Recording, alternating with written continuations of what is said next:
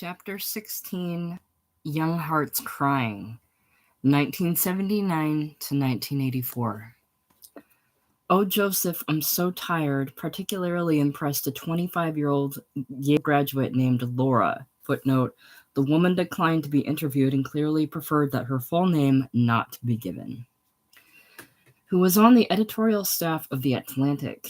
Since then, I've read all the novels, each one unique, wise, and heartbreakingly fine. She wrote an editor at Pocket Books, whom she hoped to persuade to reissue Yates's work in paperback. I'm outraged that 11 Kinds of Loneliness, a collection that, along with Revolutionary Road, ought to be read by every student of 20th century American literature, languishes in a grim and expensive hardcover edition published by a reprint house, Greenwood Press.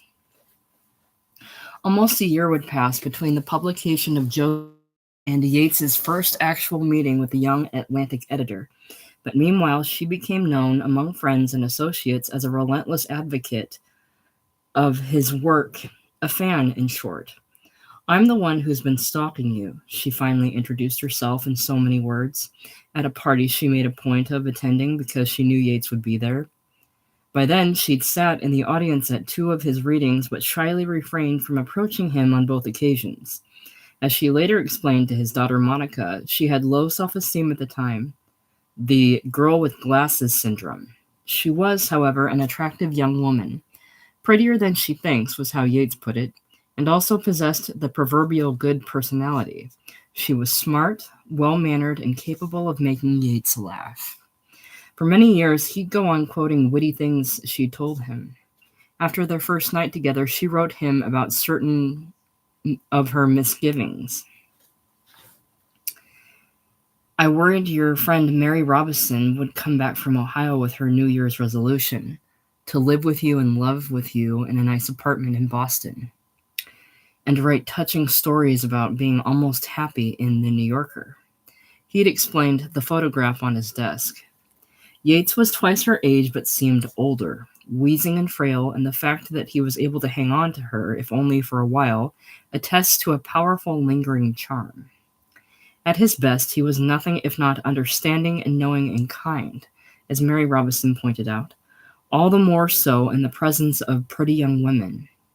But in the case of Laura, the last significant romance of Yates's life, perhaps the best explanation is a basic human tendency to idealize artists because of their work.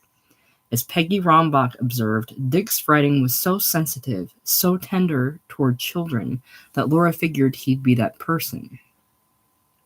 He was and he wasn't, but in any case she pursued the man who was. As a courting gesture, lest she get a sweet send-off at the outset, she mailed him the complete lyrics to one of his favorite old tunes, Mountain Greenery. Whatever happens, she wrote, it's a great song and I'd love to hear you sing it, and non-secretarial speaking, I love you.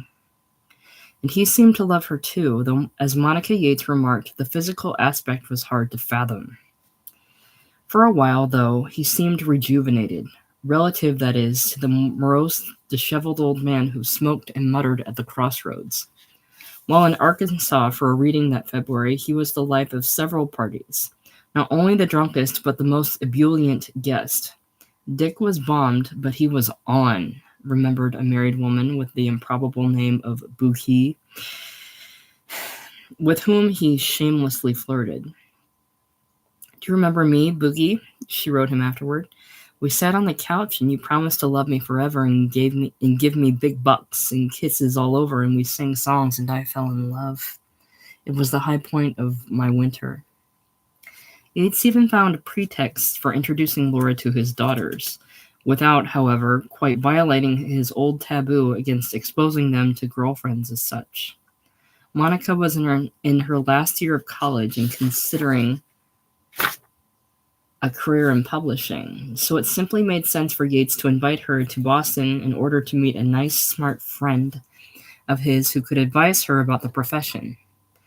Also, Monica had recently published a story in the Boston Globe, whereupon Dee wrote her a kind letter to the effect that she should stick to her guns and keep working on her stories, rather than be pressured into writing a novel. I got the impression, said Monica, that he was justifying his own career mostly. As Yates assumed she'd want to meet Dee too, he proposed that the five of them, Andre and Peggy, he and Laura and Monica, who was about to be the same age as the other two women, get together for dinner. Monica agreed, but reluctantly. She'd read between the lines Laura's true status, and found the prospect of being in the midst of older men and their daughterly girlfriends creepy. Besides, she was a mess at the time. Unhappy, high-strung, and didn't relish having to deal with her father in person, knowing he'd be drunk.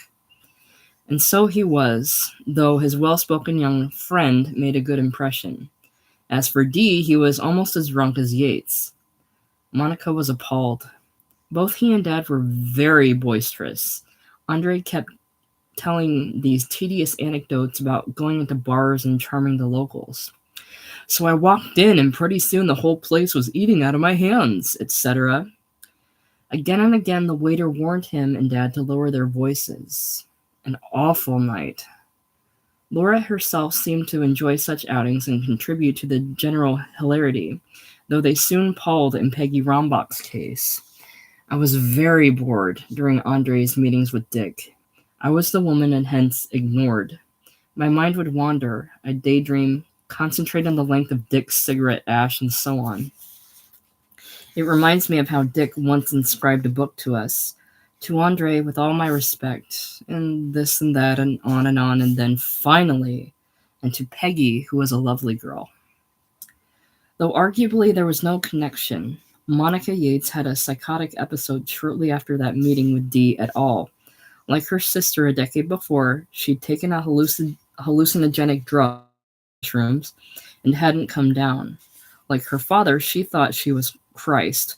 Like both, she had a history of depression. I was anorexic early in college, 5'9", 107 pounds. Then, during my last year, I got fat, she said. I was very upset about this, and I was messing up in a lot of other ways, too. Losing close friends, my boyfriend, that sort of thing. After a week in the Northampton Mental Hospital, her mother arranged for her to be transferred to Grasslands in Westchester, where she stayed for 6 weeks. At the time, she was diagnosed as a schizophrenic and given the drug Haldol, though an outpatient psychiatrist decided it was an isolated incident and took her off medication. When it was all over, Monica went to Durango, Colorado, where Martha and Gina had recently moved. She found work in a nursing home, though mostly she holed up and wondered what had happened to her and worried about the future. Her father worried too. Join the club, he'd told her, though his main advice was just to get on with her life and try not to think about it. She thought about it anyway. Dad didn't do enough of that, she said. The crazier he got, the more he'd deny it. And perhaps as a further reaction against fate, she became deeply religious. This, however, worked no better than being a chemistry major. During a lonely solo bicycle trip that took her through the Bible Belt, she called her father. Dad, I don't want to go to heaven if these people are the ones who will be there. Well, of course, baby, he replied. Everyone knows that. Meanwhile, Sharon Yates's life had grown increasingly tranquil in her father's absence. 2 years before, she'd met her future husband, Richard Levine, a shy man who'd felt daunted in the presence of his girlfriend's rather celebrated saturnine father. Every time Jimmy Carter tells another lie, Yates dourly quipped on meeting Levine, he grows another tooth. That night at dinner, Levine grew uneasy as the silence expanded at their table. He'd expected Yates to be a lively raconteur, but the man sat leaning to one side with his face set. As it happened, he and Sharon were eavesdropping on a nearby table, a mutual habit when together, and every so often they remarked caustically on what they overheard. That was in 1977, and on July 21st, 1979, Sharon and Levine eloped. Yates was disgusted at first. He'd wanted to walk his daughter down the aisle and give her away, but he soon got over it. A little later, they visited him in Boston, and after dinner, he took them back to his crepuscular apartment and opened a bottle of champagne. Yates's story collection proceeded apace, though he'd had to change the title Five Kinds of Dismay because he now planned 6 stories rather than 5, and one of them hadn't struck him as particularly dismaying. He'd suggested Aspects of Home to Sam Lawrence, who found it too academic. Yates altered it to the less Forsterian Broken Homes.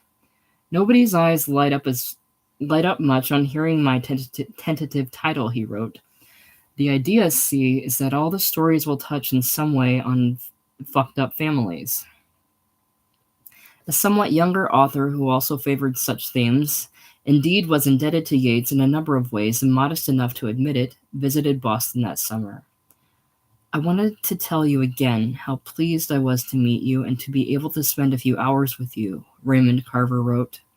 You've been one of my heroes since I first read Revolutionary Road and was just stopped dead in my tracks with admiration. Carver had presented Yates with a copy of his first collection, Will You Please Be Quiet, Please?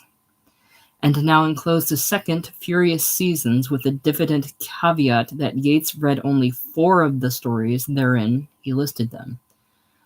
Don't take any of this, please, as an obligation of any sort, he added. It's unknown whether the two ever met again. Meanwhile, Yates was in financial trouble. In the fall, he accepted a 1-semester appointment at Harvard Extension teaching 2 classes, fiction and expository writing, the latter a subject he hadn't taught since his new school days, but was still unable to pay $900 in back taxes to the state of Massachusetts. When they threatened to seize his property, one pauses to wonder what Yates had to fear from such a threat. He called his friend Joe Mobat in Brooklyn. Usually when he called to talk to the Mobats, the lonely Yates would immediately apologize for taking up their time. I know you have better things to do. But this was different. As Mobat remembered, he took a while getting around to it, but he sounded pretty desperate. He insisted I draft a note and charge interest and so on. I wouldn't be surprised if he went without meals to pay me back. It ate him up to ask for money. Yates's first installment on the loan was somewhat delayed when the check became buried amid the chaos of his desk, where, as you'll see, he wrote Mobat, it picked up a few traces of rote shit. But Yates was nonetheless grateful for what he considered the rather ambiguous favor of saving his ramshackle life. At that point, poverty was a lesser sorrow. Though Yates and Laura were still somewhat together after several months, the end was near. The usual problems applied, though in certain ways the two remained compatible despite Yates's lapses. By then, however, he needed more than just an emotional nurse, the function he ascribed to past girlfriends and wives. He needed someone to care for him physically. A lot to ask of anybody, much less a charming young woman with her life ahead of her. Such was his infirmity that Geoff Clark was horrified when he saw Yates that fall in Rhode Island, noting how Laura was obliged to guide him about. After a quick beer in the Union before his reading, Dick, requiring assistance, took minutes, hours it seemed, to climb the Union stairs, stopping periodically on a step, clinging to the railing as he breathed heavily, agonizingly, gathering himself for the next step. During his readings, too, Yates was often derailed by coughing and what Clark described as lip-smacking pauses that broke the rhythm. Footnote. Many observed how the older Yates tended to smack his lips and roll his tongue around the inside of his mouth, a common side effect of lithium and other such medications. As for what it was like sharing a bedroom with Yates, the couple spent a night at Clark's house during the visit. And through the wall he heard Yates hacking, coughing, muttering, groaning, pacing, all night long. I think this may be my last foray into the magic world of young girls, he wrote Mobat that same month.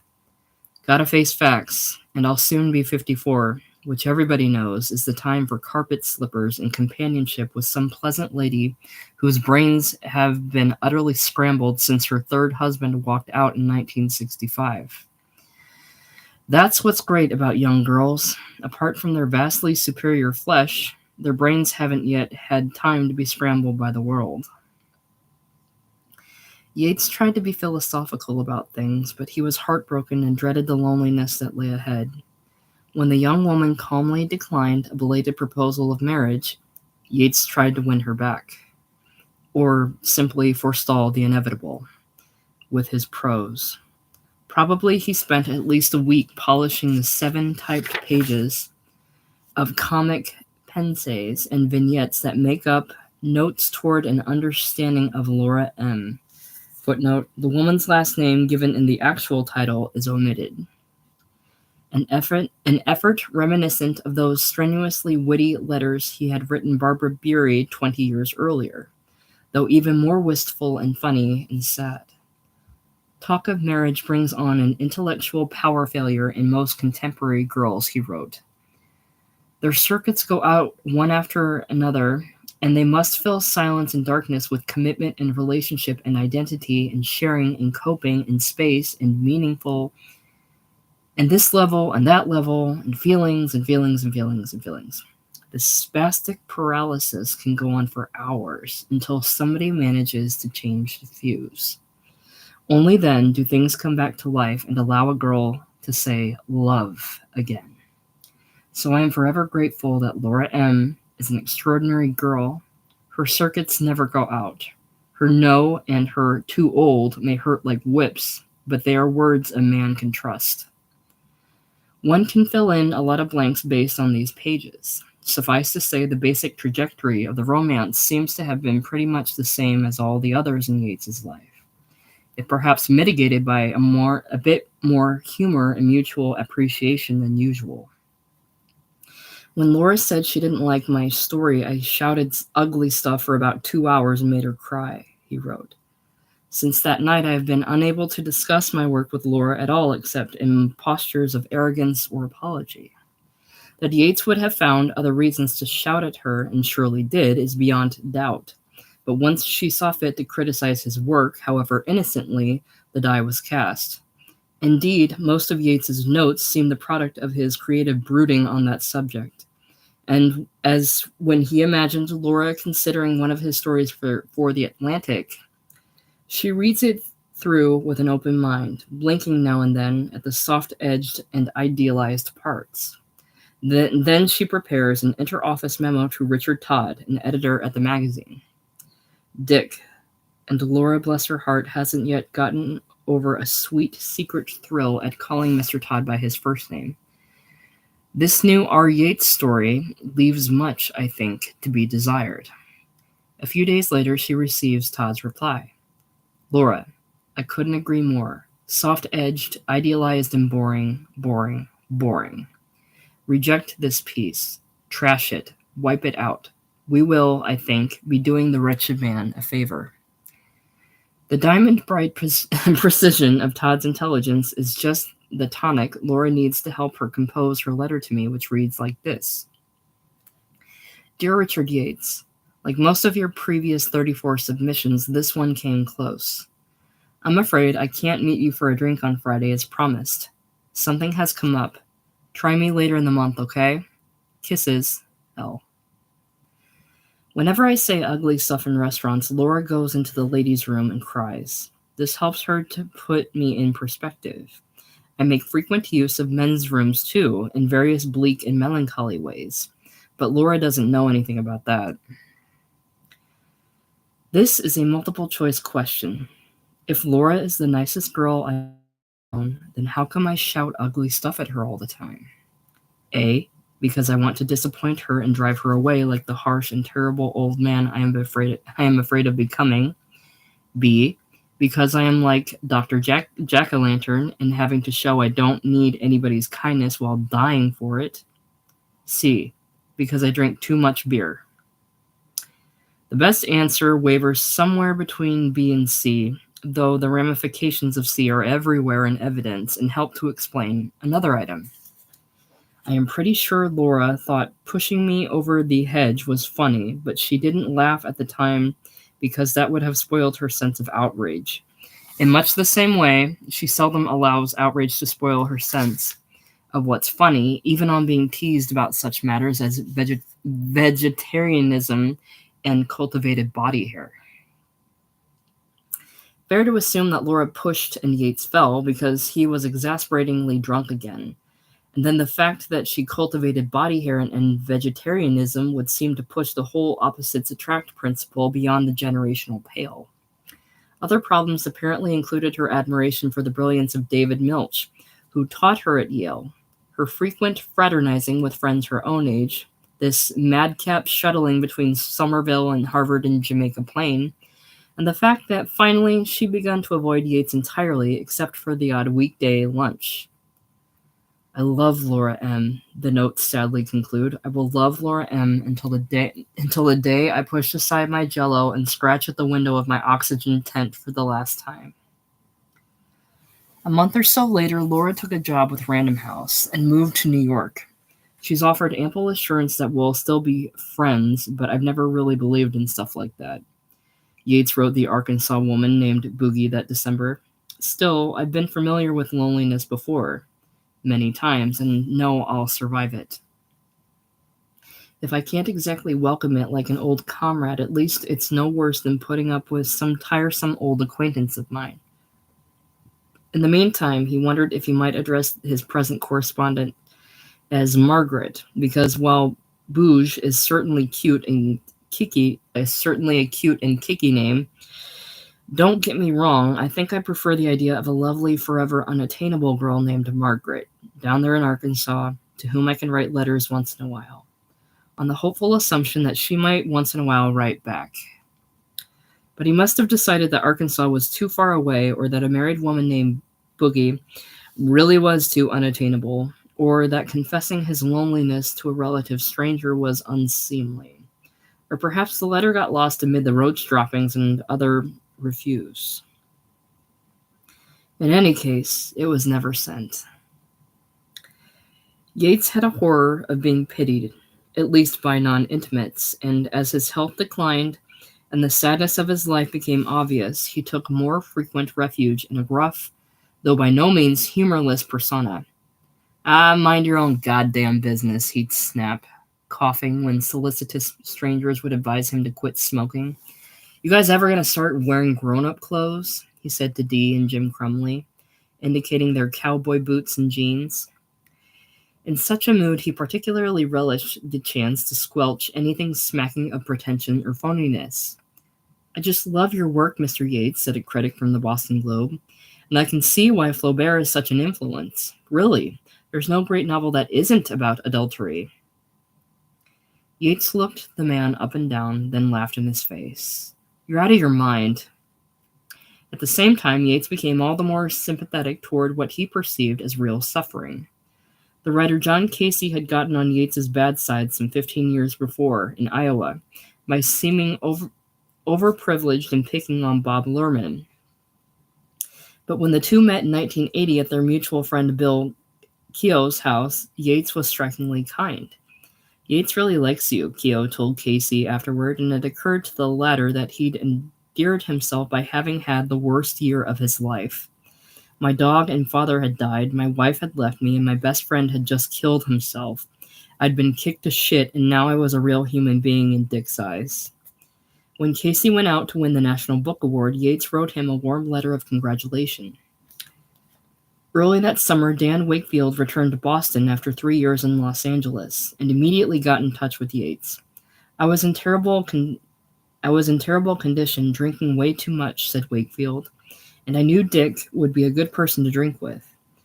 That he was, though a proper venue was crucial.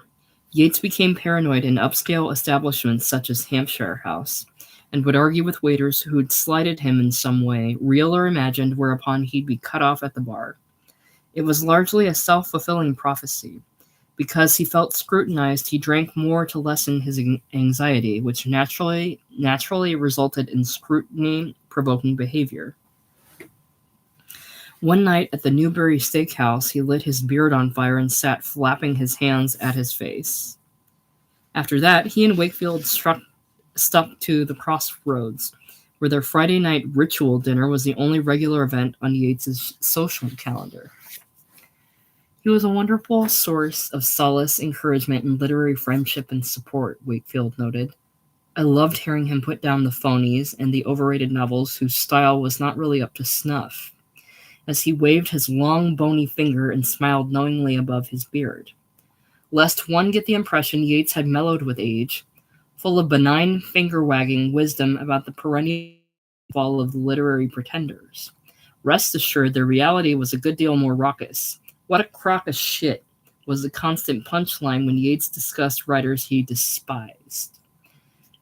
Wakefield, he'd rasp, every 7 or 8 years a book comes out by some fucking phony and gets reviewed on the front page of the Times, and everybody loves it, and it's not worth shit. The current paradigm was John Irving's The World According to Garp. What a crock of shit. Or anything by Joseph Heller or Saul Bellow. The friends agreed with Tom Wolfe's definition of hell. A bus ride across America with nothing to read but Samler's Planet. After 6 months of such boozy commiseration, Wakefield startled his friend one night by ordering a Diet Coke. While Yates sat stunned and indignant, Wakefield sheepishly admitted that he decided to go on the wagon. A Diet Coke? Yates roared every time thereafter. Yeah, and then he's going to go home and play with his paper dolls. Wakefield remembers Yates as a charming, witty man, whose ugly side only surfaced when he was very drunk or disturbed or both. But the ugly side was all Martha saw after the divorce. On the phone, he was usually fine.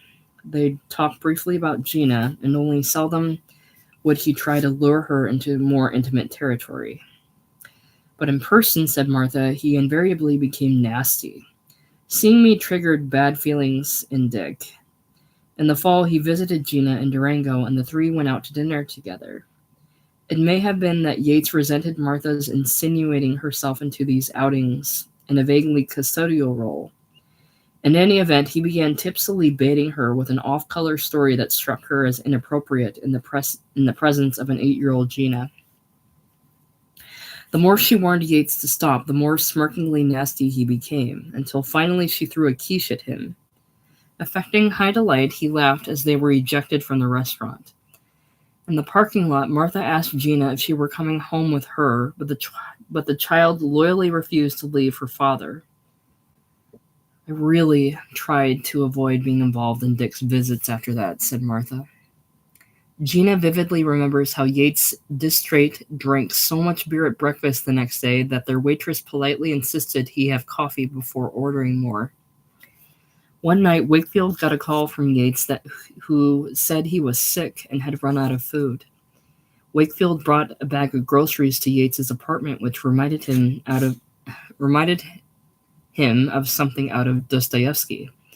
It was almost completely dark inside.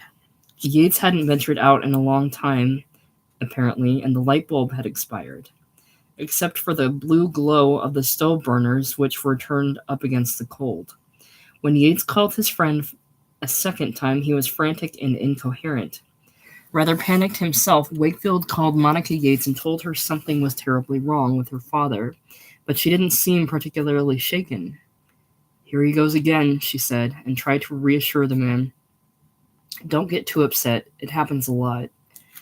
She suggested he take Yates to the nearest emergency room where they'd arranged to transfer him to the VA. The frequency of Yates's breakdowns increased as he became more solitary and miserable. Again and again, he drank too much and stopped eating, subsisting on coffee, cigarettes, and alcohol until he became ill and disoriented. At first, Wakefield was a little startled that the Yates's daughters didn't seem more concerned, though by then they'd learned the hard way that it didn't pay to meddle. Wakefield's just a damn busybody, Yates would snap if Sharon or Monica admitted over the phone that his friend was worried about him, hence the call. Except in states of desperate paranoia or physical distress, Yates would refrain from contacting people and simply lie low in his apartment brooding over some particular delusion. If one of his daughters happened to get him on the phone, he'd interrogate her in a coy, tentative way. So, do you think I did something terrible to Gina? When in most cases he hadn't seen the girl in months, whereupon they'd usually call an ambulance or get in touch with Winthrop Burr, Dad's on the blink again, who would authorize hospitalization on the legal grounds that Yates was unable to care for himself. Within a few days, sober, medicated, and somewhat lucid again, Yates would be up in arms with whomever had hospitalized him. He'd call me stupid and say I was missing the point, Burr remembered. That I harped on his drinking when that wasn't the problem. Useless. Worthless. I heard that a lot. Generally, Yates would discharge himself at the first opportunity.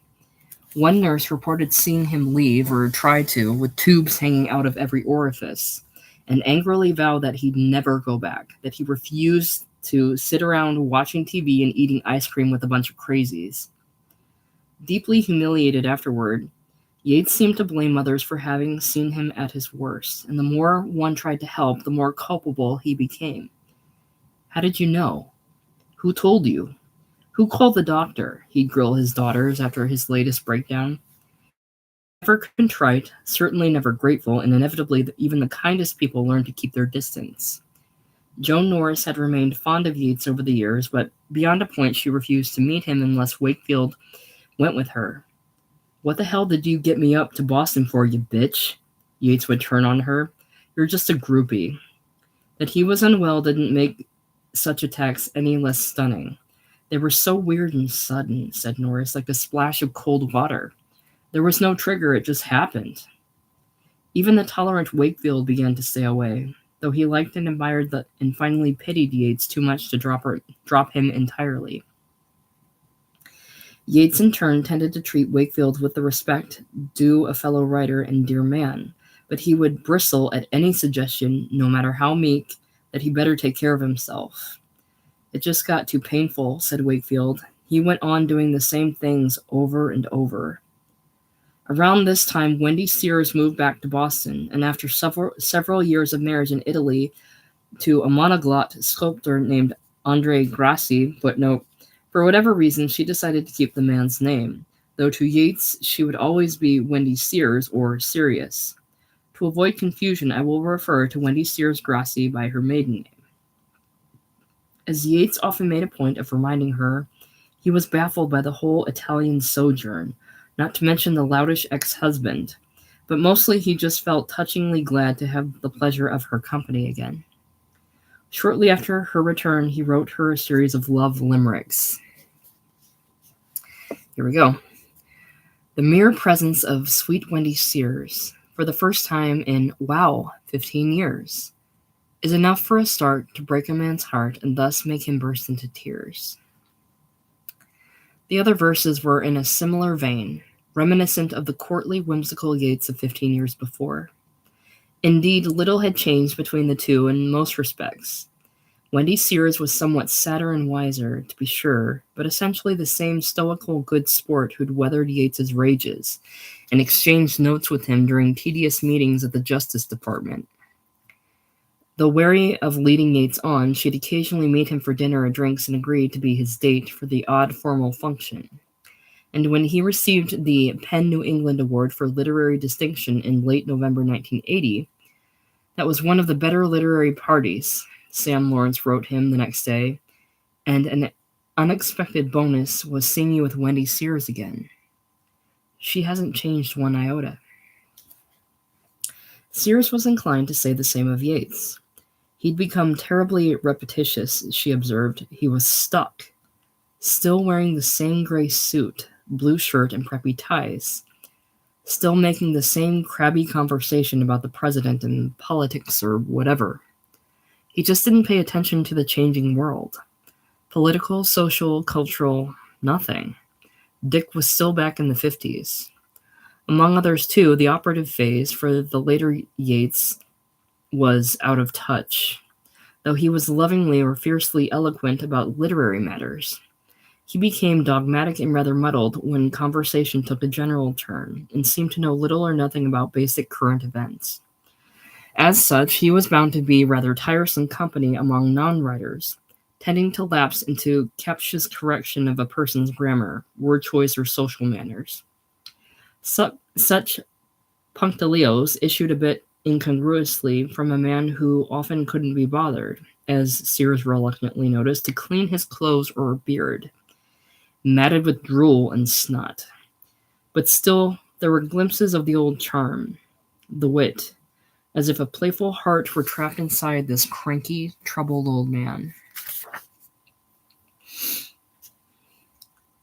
One aspect of Yeats's old-fashioned worldview was a frank, utterly unapologetic homophobia. Some of this went deep indeed, and doubtless had to do with certain conventional insecurities about his girlishly round eyes and bubbly mouth, to say nothing of his childhood awkwardness and desperate clinging to his mother and sister. Yates was forever at pains to prove his masculinity, even to the point of forbidding a woman to drive. But apart from all that, he despised what he viewed as the pretension and bad taste of the camp sensibility. He dismissed Knowles, a separate piece, as a homosexual novel in disguise. The emotions are a little too purple for regular boys, and thought gay literature in toto was overrated due to a specious impression of originality evoked by a non-heterosexual ethos. Be that as it may, the bottom line was simply this: effeminate gay men drove Yates up the wall, much like his hard-boiled counterpart Michael Davenport in Young Hearts Crying. Oh shit, he reflects Ray, his newborn son, and there were still other possibilities too dreadful to contemplate. What if, in response to things that struck him as funny, your son took to saying, "I love it," or "Oh, how delicious"? What if he wanted to walk around the kitchen with one hand on his hip, telling his mother about the marvelous time he'd had with friends last night at a really nice new place in town called the Art Deco? Let's see. I'm going to take a break here. I'm going to put the break times in the description so you guys can skip ahead. I'll be right back.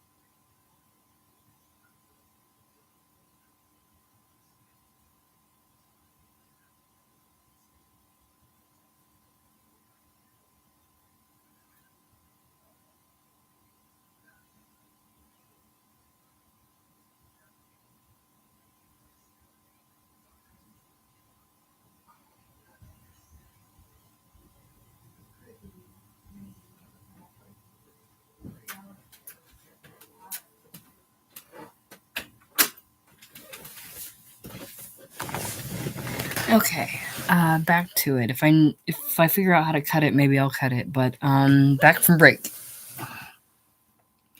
When Monica McCall retired in 1980, Mitch Douglas took over her clients, and Yates found himself contractually bound to an agent who was very evidently gay and given to indignant demands that Yates shape up and turn in his books on time. While Yates didn't like lesbians either, he'd always made a sovereign exception in the case of Monica McCall. She was a lady, and there was nothing remotely butch or outre about her. She revered his talent and cared for him as a human being. Above all, she never nagged him about deadlines or discussed his vagaries in general. She'd looked after him in every sense, more so than Yates might have realized, and was all but seamlessly unpatronizing about it. Yates remarked that she'd saved his life after Martha left him. Following a series of strokes, though, McCall moved to Canada, where she died in 1982, and Yates was that much more alone in the world. Now, when he called his agent to ask for money, he was often given a snitty lecture by a man whose first and somewhat abiding impression of Yates was qua lunatic. Yates hated Mitch Douglas. Their association got off on the wrong foot twice. First at Bellevue in 1974, and again when Douglas adopted Yates as a client 6 years later. But first, a pertinent digression. As Yates continued to produce the long, exquisitely wrought stories for his second collection, The New Yorker continued to reject them one after another. At first, these rejections were cordial as ever. This one came close. Keep trying us, and so on. Though Yates was not at all mollified anymore. All I want is a story in the goddamned New Yorker. He'd rage when discussing the ups and downs of his career. Also, he'd started referring to staple writers for the magazine with an almost reflexive opprobrium, particularly John fucking Cheever and John fucking Updike, or Precious John. One of Monica McCall's last attempted transactions on his behalf was to offer trying out for the race to the New Yorker in late 1979. I don't know if you usually write covering letters, Yates wrote her, but I'd greatly appreciate your doing so in this case.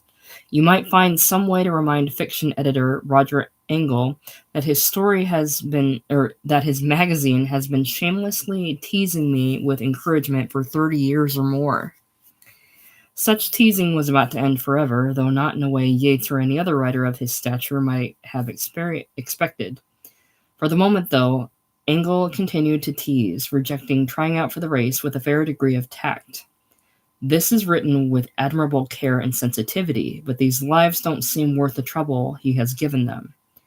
I also have some difficulty in understanding why this is all happening in the 1930s. Yates has many admirers here, and I still hope we will publish him someday. McCall made a practice of copying such relatively nice rejection letters to Yates, while the more perfunctory or even brutal kind she'd usually paraphrase or keep to herself.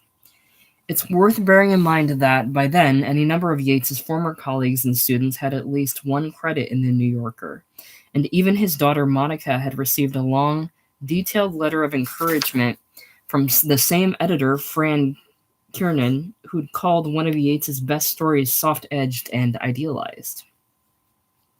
What made it even worse, perhaps, was that Yates knew these later stories were among his finest work. When Regards at Home was published in the August 1980 issue of The Atlantic, having been rejected by The New Yorker, Sam Lawrence wrote that it was magnificent, as fine and perceptive a work as anything being written today. And a few months later, when Lawrence received the finished manuscript of all 7 stories, he found it simply marvelous. Congratulations 1,000-fold, and my profound thanks. It's always been a privilege to be your publisher, and now more than ever. Oddly enough, one of Lawrence's 2 favorite stories, Saying Goodbye to Sally, left Roger Engel not only cold but faintly hostile. He called the characters false and hollow, though he allowed that the unwholesome Beverly Hills milieu was perhaps to blame. No such extenuation, however, was granted in the case of A Natural Girl. Mr. Yates is extremely skillful and readable. At least two conciliatory adjectives were pro forma in all these letters, but I can't quite believe this dialogue or those lives, or, worst of all, such a mean-spirited view of things. Some writers do see the world this way, but I think Mr. Yates is just trying it all on for effect. Hard words, mean-spirited stories were clearly not to Angle's taste, but the fact he wasn't even willing to concede the sincerity of Yates's attitude, trying it all on for effect, seemed rather mean-spirited in itself. And by the time Angle had finished the story Liars in Love 3 days later, he seemed to dislike Yates on any number of levels. This didn't come close. I think he is a confident, accomplished writer, but it seems clearer and clearer to me that his kind of fiction is not what we're looking for. I mean this without offense, and I wonder if it wouldn't save a lot of time and disappointment if you and he could come to that same conclusion. I know these rejections will disappoint you, Mitch Douglas wrote Yates, but I hope not too much so. He enclosed the notes from Angle, adding that he tried to remonstrate with the man over the phone, but found him very stiff and stodgy. In fact, Yates was very, very disappointed. It was the end of one of his fondest dreams, and he was in no condition to appreciate the almost artistic inevitability of it all. To wit, that the subtext of all those New Yorker rejections over the decades have floated to the surface at last, slowly but suddenly clarified like a darkroom photograph, and the blunt antipathy of Angle's notes. Though Yates was skillful, readable, confident, accomplished, and whatever else, his vision of life was repulsive. Thus spake the New Yorker. Footnote: Liars in Love, the story that repelled Angle the most, would seem the favorite of at least one celebrated Yates admirer, Richard Ford, who selected it for the Granta Book of the American Short Story. In the years that followed, in the crossroads or the consulting room of Winthrop Burr, Yates would often hold forth on the subject of his two foremost extant bêtes noires, Mitch Douglas and the New Yorker. Also, for the benefit of the odd visitor to Beacon Street, Yates would occasionally grope through his papers, finding Angle's letters, and read them aloud in his shaky voice, perhaps in the hope of being reassured once more that the man and his institution were wrong. Another turn of the screw was the fact that his daughter Monica had recently moved to Manhattan and found a job as a library assistant at the New Yorker. Yates was displeased. During the early months of 1981, Yates stayed busy but also allowed himself a bit of diversion.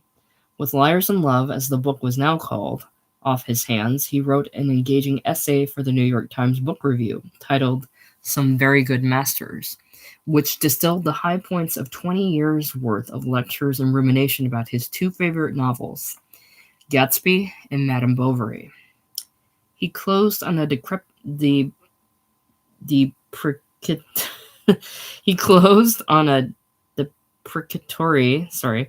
somewhat elegiac note that seemed to indicate a growing concern with his own mortality and literary legacy. Time is everything. I am 55 now, and my first grandchild is expected in June. It has been many years since I was a young man, let alone an apprentice writer. But the eager, fearful, self-hectoring spirit is slow to fade. With my 8th book just begun, and with deep regret for the desolate time that have kept it from being my 10th or 12th, I feel I haven't really started yet. And I suppose this rather ludicrous condition will persist for better or worse until my time runs out. Yates spent the early summer weeks at Yaddo working on his new novel, but in June he took a break to attend the birth of his grandchild Sonia in Brooklyn. He brought flowers to Sharon in the hospital and took his son-in-law out for a drink, toasting the baby. At the time, Richard Levine's natural father was dying in a rest home, so the young man particularly appreciated Yates's willingness to assume a paternal role. In general, Levine idolized Yates as a writer and a man, so much so that he didn't mind, even rather enjoyed, Yates goading him to express himself as precisely as possible. Dick drew me into labor over finding just the right word for some topics of our conversation, Levine noted, because just a good word was never enough for Dick Yates, whether he was in the company of writers or not. Such was Levine's admiration that he was startled by Yates's confession that same afternoon that he felt a sense of failure as a father. Meanwhile, Yates compensated for the bleak regimentation of his life in Boston by getting the most out of larky junkets like out-of-town readings and writers' conferences. Always topmost among his priorities was finding female company. And all things considered, he didn't do half badly. Sponsors and fellow writers tended to fuss over Yates at such events, which had the effect of transforming him figuratively from a feeble old man into a great writer going ungently into that good night. His friend Ed Kessler, then on the faculty at American University, invited Yates to Washington that summer to give a reading. The two hadn't seen each other in 15 years or more, and Kessler extended himself to show Yates a good time, putting him up in a fine hotel and throwing a dinner party in his honor. Yates was tipsy at his own reading and subsequently disappeared with the student admirer. By the time he showed up at the party, chez Kessler, dinner was over and the host was vexed. "How do you keep these walls so white?" Yates blearily inquired after a long dressing down. Later, Kessler discovered that his guest had run up a sizable bill at the hotel bar, and this was borne in mind when Yates wrote asking for a job. Also that summer, he attended the Wesleyan Writers' Conference, where he encountered such friends as George Garrett and Grace Schulman. Garrett and Madison Smart Bell drove down for a weekend from the Stone Coast Conference in Maine, and the two arrived in the midst of a late-night open-ended faculty-student reading, the precursor of poetry slams, Bell noted. The audience was visibly restless by then, and Yates more visibly than most, seated unsteadily between two young women on the floor. Yates would make a groping pass at the woman on his left, said Bell, and she'd politely rebuff him. Then he'd listen to a bit of the reading and commence a growling muttering. Then he'd make a move on the woman on his right. This went on for a while. Finally, he had a huge coughing fit as if he were about to die, and that pretty much ended the reading. Yates pulled himself together for his reunion with Schulman, an effort that seemed to make him cranky. "I thought you had to be here Thursday," he snapped. For the most part, though, he managed to sublimate his bitterness into a kind of somber, formal politeness. The two brought each other up to date, more or less, but the old rapport was gone, and they avoided much talk of the past. After their meeting, Yates seemed to let himself go, missing most of his conferences while he staggered about campus in a grass-stained seersucker suit, his pants held up by a piece of rope. "He looks like an Ivy League wino," someone remarked. And yet, for all that, Yates didn't entirely lose his dignity, and as Garrett pointed out, the students loved him. Then as ever, Yates treated young writers without condescension of any kind, and his ill health tended to evoke compassion and make his wolfish behavior, such as it was, seem more comical than predatory.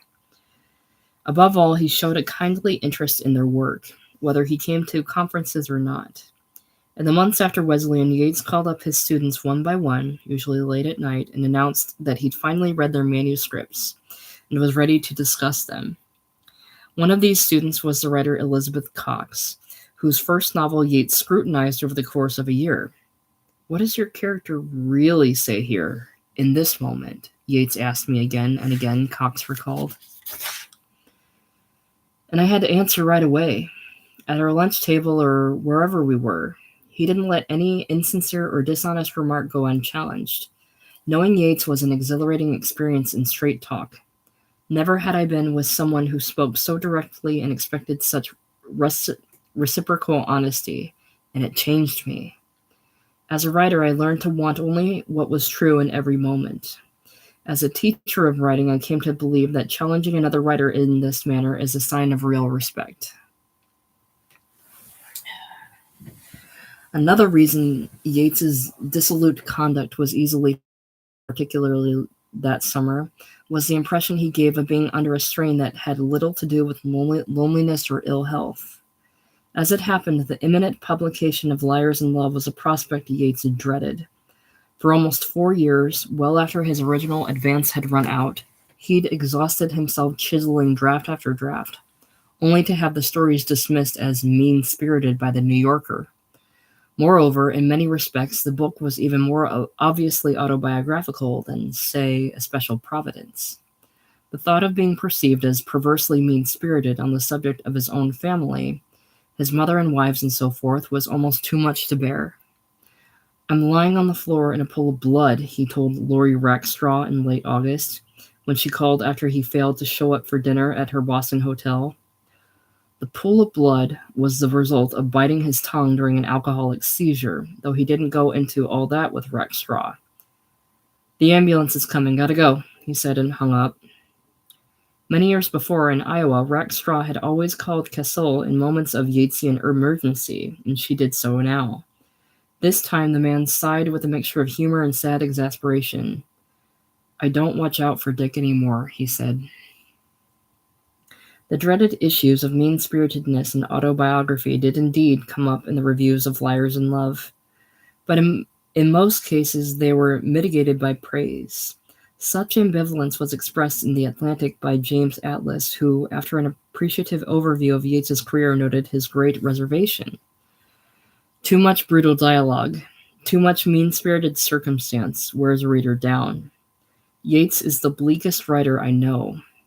But Atlas concluded his review with a high compliment.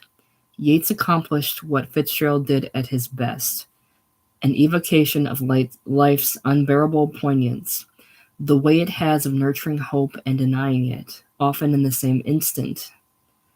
Similarly, Robert Wilson in the Washington Post faulted Yates for showing too little sympathy for the characters, which Wilson thought diminished the impact of their little or large defeats.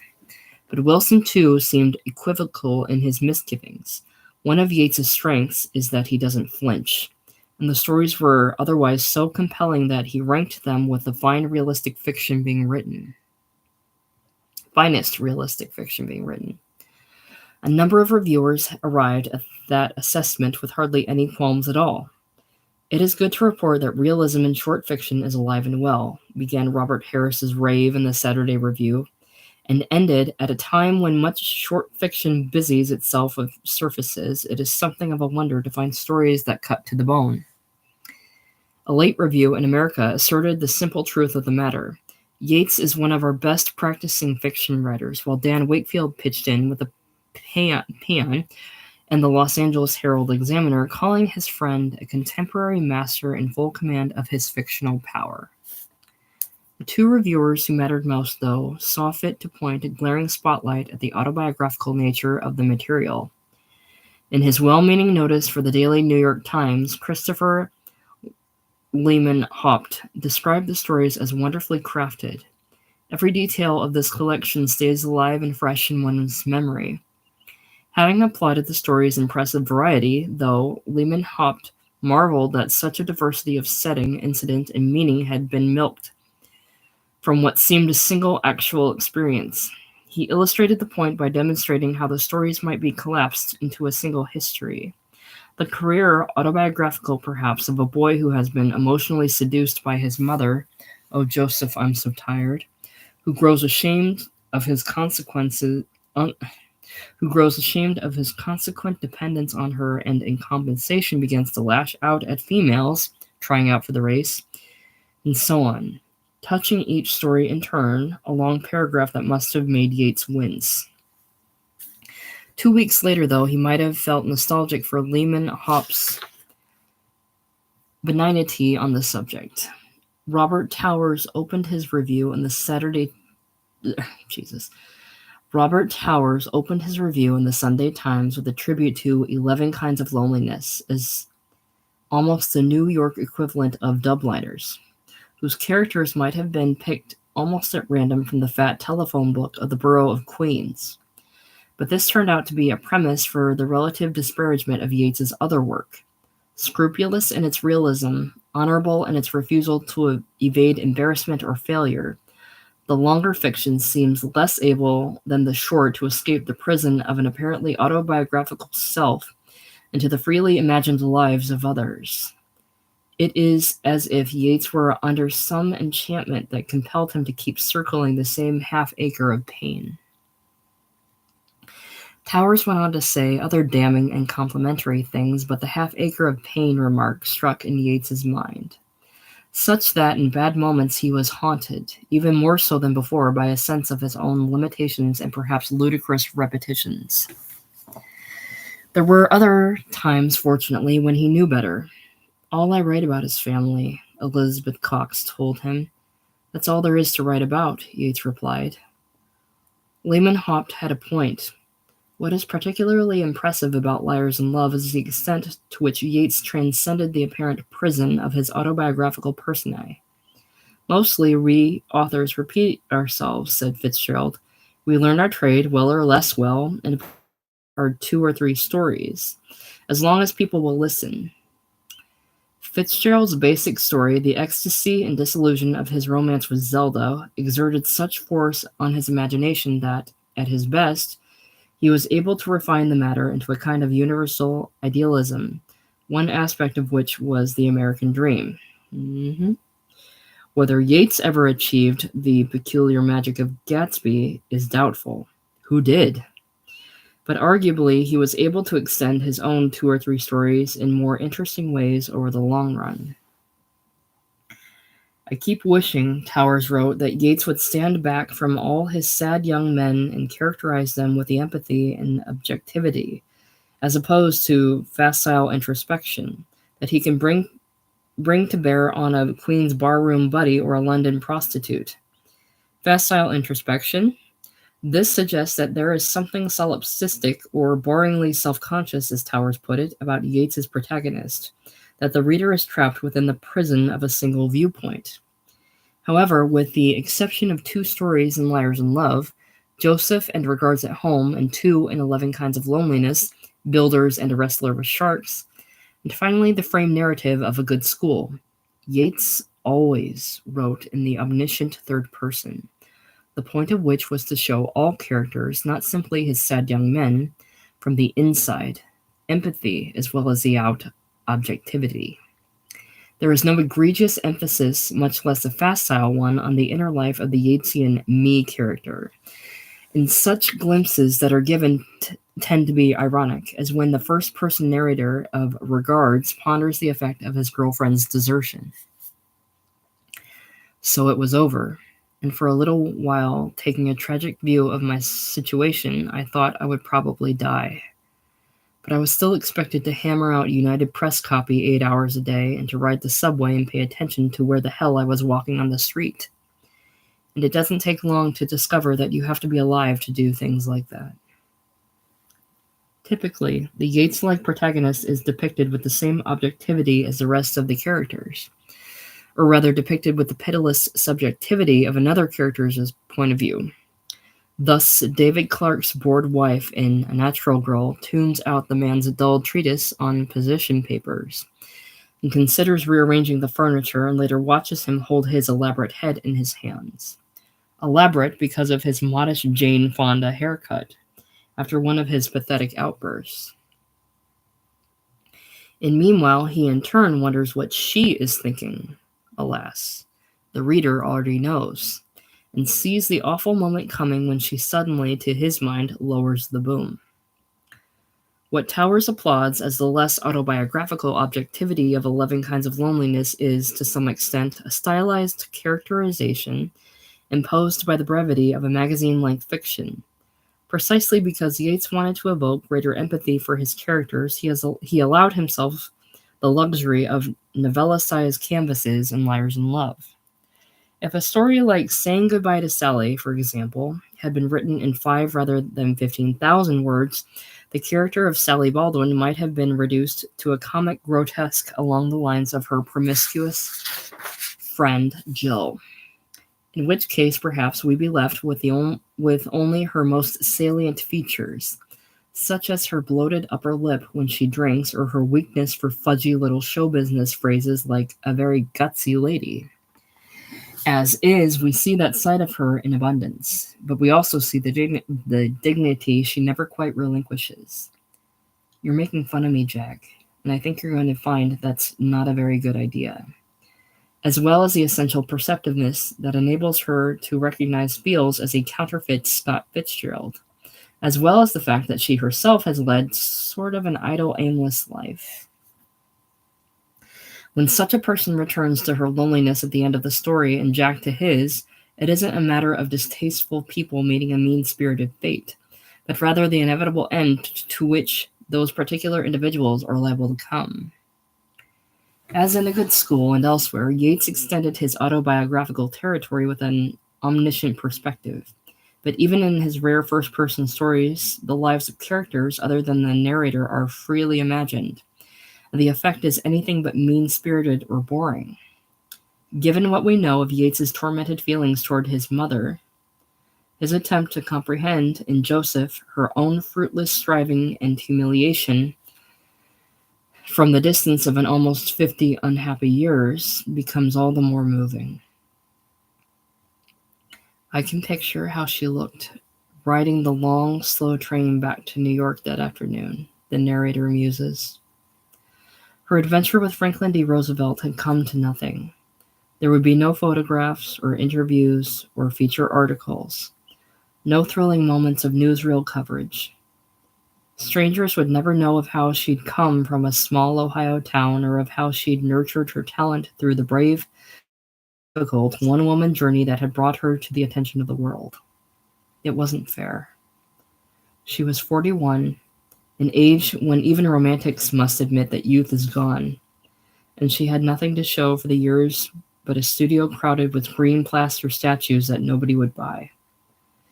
She believed in the aristocracy, but there was no reason to suppose the aristocracy would ever believe in her.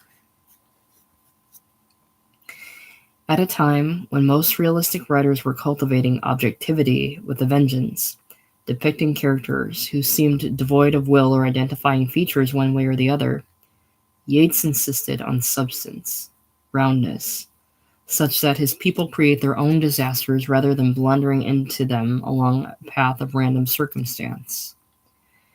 And where are the windows? Where does the light come in? As ever, in the implication that we're human, we fail.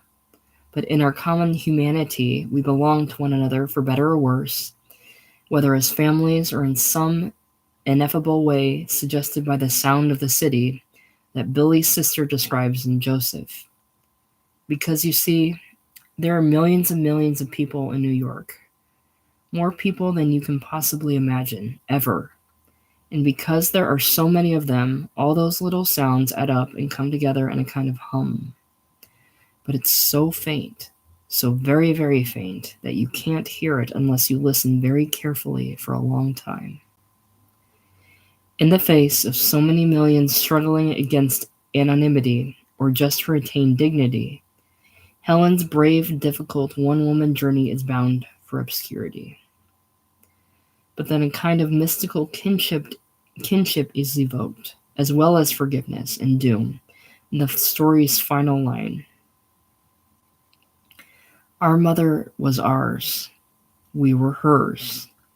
And we lived with that knowledge as we lay listening for the faint, faint sound of millions. Perhaps Yates achieved the peculiar magic of Gatsby after all. Liars in Love is one of the most highly praised books of this season, and I hope you are as pleased as we are, Sam Lawrence wrote in mid-November, a month after publication. We've sold over 6,500 copies to date, which is good for a collection of stories. Good is one way of putting it. On the other hand, such a highly praised book might have sold better. And meanwhile, Yates still had to find some way of making alimony and child support payments, to say nothing of his own mean subsistence. As for the esteem part of the success he was supposed to be having, it was an elusive phenomenon at best. That winter, he was invited to give a reading at the University of Massachusetts, Boston. But not a single person showed up. He sat in the silent lecture hall while his two sponsors gazed at their watches. Finally, Yates suggested they adjourn to a bar. He didn't seem particularly surprised. Not a moment too soon, he was offered a visiting professorship for the spring 1982 semester in the prestigious creative writing program at Boston University. The director, Leslie Epstein, wasn't even aware that Yates had any teaching credentials, but such was his admiration that he was willing to take the chance. 20 years earlier, he'd been in Verona, Italy, when a friend had loaned him the newly published Revolutionary Road, which Epstein stayed up all night reading. "There aren't many books that make you remember where you were when you read them," said Epstein, whose flattering letter served as the model for Davenport's clear and definite offer of employment from BU in Young Hearts Crying. "Apart from the business at hand, let me say that I have always considered Revolutionary Road to be among the finest novels written in this country since the Second World War." Yates was more skittish than ever about subjecting himself to the scrutiny and possible disdain or pity of clever young people. For moral support, he called a fellow World War II veteran named Bobby Doherty, who'd been in his workshop at the Wesleyan Conference. Yates explained that he wanted someone his own age in the class and implored Doherty to participate free of charge, an offer the man accepted. When Yates appeared at a party given by faculty member Jane Ann Phillips, whom he'd met through Sam Lawrence a few years before, his anxiety was contagious. In a mumble, he complimented a student on some chili the young man had brought, and when the latter replied, "Oh, it's just a mix," the two lapsed into a flustered silence. Phillips, who was fond of Yates, began to worry lest he show the effect of all the bourbon he was drinking, and asked Epstein to take him home. On his way out, Yates handed her his cup, and she noticed a number of cigarette butts floating inside. Yates began to relax a few minutes into his first class. "I want to write porn movies," said his student John Walter when it was his turn to explain who he was and what he was doing there. Yates welcomed the levity. His group of a dozen students was not only quirky and unpretentious, but talented, and several went on to have considerable careers. Melanie Ray Thon, Julia Johnson, Jennifer Moses, and the would-be pornographer John Walter, who became a playwright. They adored Yates. "Dick was depressed and very frail, but dignified," said his student Natalie Baturka. "He elicited awe from us. Unlike Jane Ann and Leslie, who were young and trying to prove themselves, Dick seemed not to give a fuck what others thought of him, but he was also fragile and insecure. In class, though, he had an air of effortless authority. The paradox of Yates's self-assurance and terrible vulnerability, noted by many, occurred to Melanie Raython one day when he called to praise a story of hers. "He was the finest reader I've ever known," she said. "He read through a story and see everything you intended there and give you a vision of what your story could be if you had the patience to bring it to fruition." Unqualified praise from such a reader was a rare, exalting experience, and Thon was feeling pleased with herself when suddenly Yates's voice became small and shy. "Do you ever read my work?" He was less inclined than ever to mediate wrangling in his workshop. While his students beat the shit out of each other, as Baturka put it, Yates would listen placidly and later buy the class a pitcher of beer at a campus bar. "Dad's going to make it all better," he'd say, and presently a spirit of relative amity would prevail. Half his students were romantically involved with one another, which added a certain piquancy to the atmosphere. For his part, Yates didn't hesitate to admit that he liked having attractive women in his class, though he often wondered wistfully why they didn't wear dresses more often. His courtly macho thing, as his female students put it, was accepted with good humor and even rather cherished, coming from such a woebegone man. The effect was more endearing than not. "Dick seemed a little scary at first," said student John Gerlich recalled. "Here was this big bent guy with a gray beard and all, but he was totally friendly and charming. Jane Ann Phillips told us he's Dick, not Mr. Yates. And after that, we always called him Dick. I'm going to meet Dick for a drink. Let's go see how Dick's doing." When they saw how Dick was living on Beacon Street, they were appalled. John Walter organized a work party, and while Yates sipped beer at the crossroads, students painted his apartment and sanded the floor on their hands and knees. Yates's life at BU was a little less lonely, as admiring students adapted themselves to the Kantian regularity of his schedule. If they wanted to talk about a manuscript or simply see how Dick's doing, he was always in his booth at the crossroads facing the door between certain hours of the day.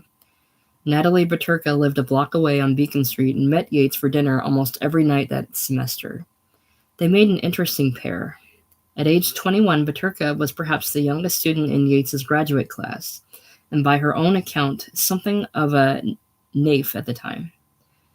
Dick was the one who taught me how to drink hard liquor. Meanwhile, he made me feel like the most talented, interesting, pretty woman in the world. I didn't see myself that way. I never said a word in his class. The two would sit for hours, drinking, smoking, and talking, or not, until Yates was ready to leave around 10 or 11. If he was in a particularly bad shape, Baturka would walk him all the way to the door of his second-floor apartment and make sure he got into bed. He'd always make an obligatory pass and ask me to stay the night, she recalled. Somehow it didn't bother you. It was like he was trying to be polite, as if he thought you expected it. And then, too, there was the ample compulsion of loneliness. It was hard for women to be friends with Dick without intimacy coming up, said Jane Ann Phillips, who was taken aback one night when he suddenly kissed her after dinner. Her startled look didn't escape his notice, and the next day he sent Phillips a very touching and well-worded note of apology. At the end of the semester, Yates gave a party at his apartment, which Walter and others retidied for the occasion. It was a modest success. Yates exerted himself as host, buying a case of beer at the Marlborough Market and, true to form, refusing the aid of female students as, weaving and wheezing, he carried it down Beacon Street. His guests nibbled politely at hors d'oeuvres, liverwurst on saltines, and a few asked Yates to inscribe copies of his books. "What's this?" Yates asked Gerlich, annoyed by a discount sticker on the cover of Liars in Love, and more so when the young man admitted he hadn't finished the book yet. "Well, there are some people who've read the whole thing," Yates grumbled. Perhaps to redeem himself, Gerlich remarked knowingly on the erotic charge between the brother and sister in A Compassionate Leave. Yates rolled his head along the back of his chair. Oh, he groaned over and over. Can I have a drink for a second?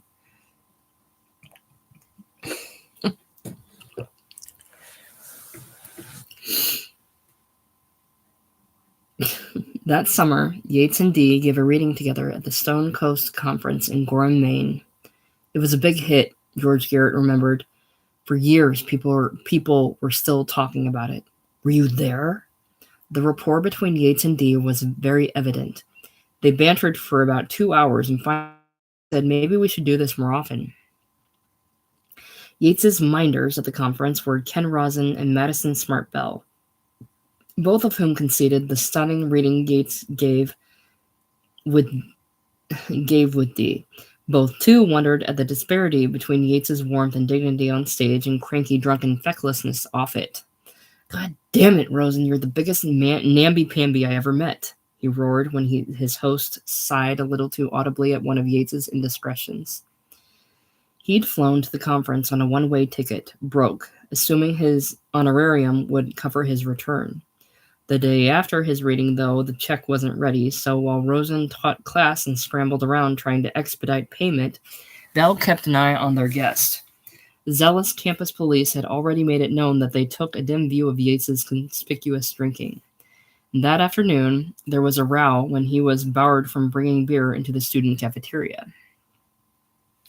The school employees worked for the state, said Bell, and weren't beholden to students or faculty. They comported themselves like surly postal workers or zookeepers. Finally, to Bell's relief, Rosin showed up waving an honorarium check and drove Yates to the airport. Getting him on the plane was another matter. I was mesmerized by Yates's gruff disregard of ordinary notions of time and space. Rosin mused. He said something like, "Well, my plane leaves at 4:30 and it's 4:25 now, so let's have another drink." They missed the 4:30 flight, then another, and finally Rosin had to drive Yates back to campus for the night. I was grading papers in the dorm, Belle remembered, and I heard a commotion in the hall. And here comes Yates up the stairs, one arm draped over Rosen on one side and Rosen's 12-year-old daughter, Ingrid, on the other. Then, at the top of the stairs, Yates flung them off with a kind of James Brown move and yelled, "Rosen, I'm sick and tired of your oh my gods. Fuck you and your oh my gods." Once Yates was safely back in his room for the night, Rosen took Belle aside. "I think I dropped the ball here," he sighed, and explained what had happened at the airport.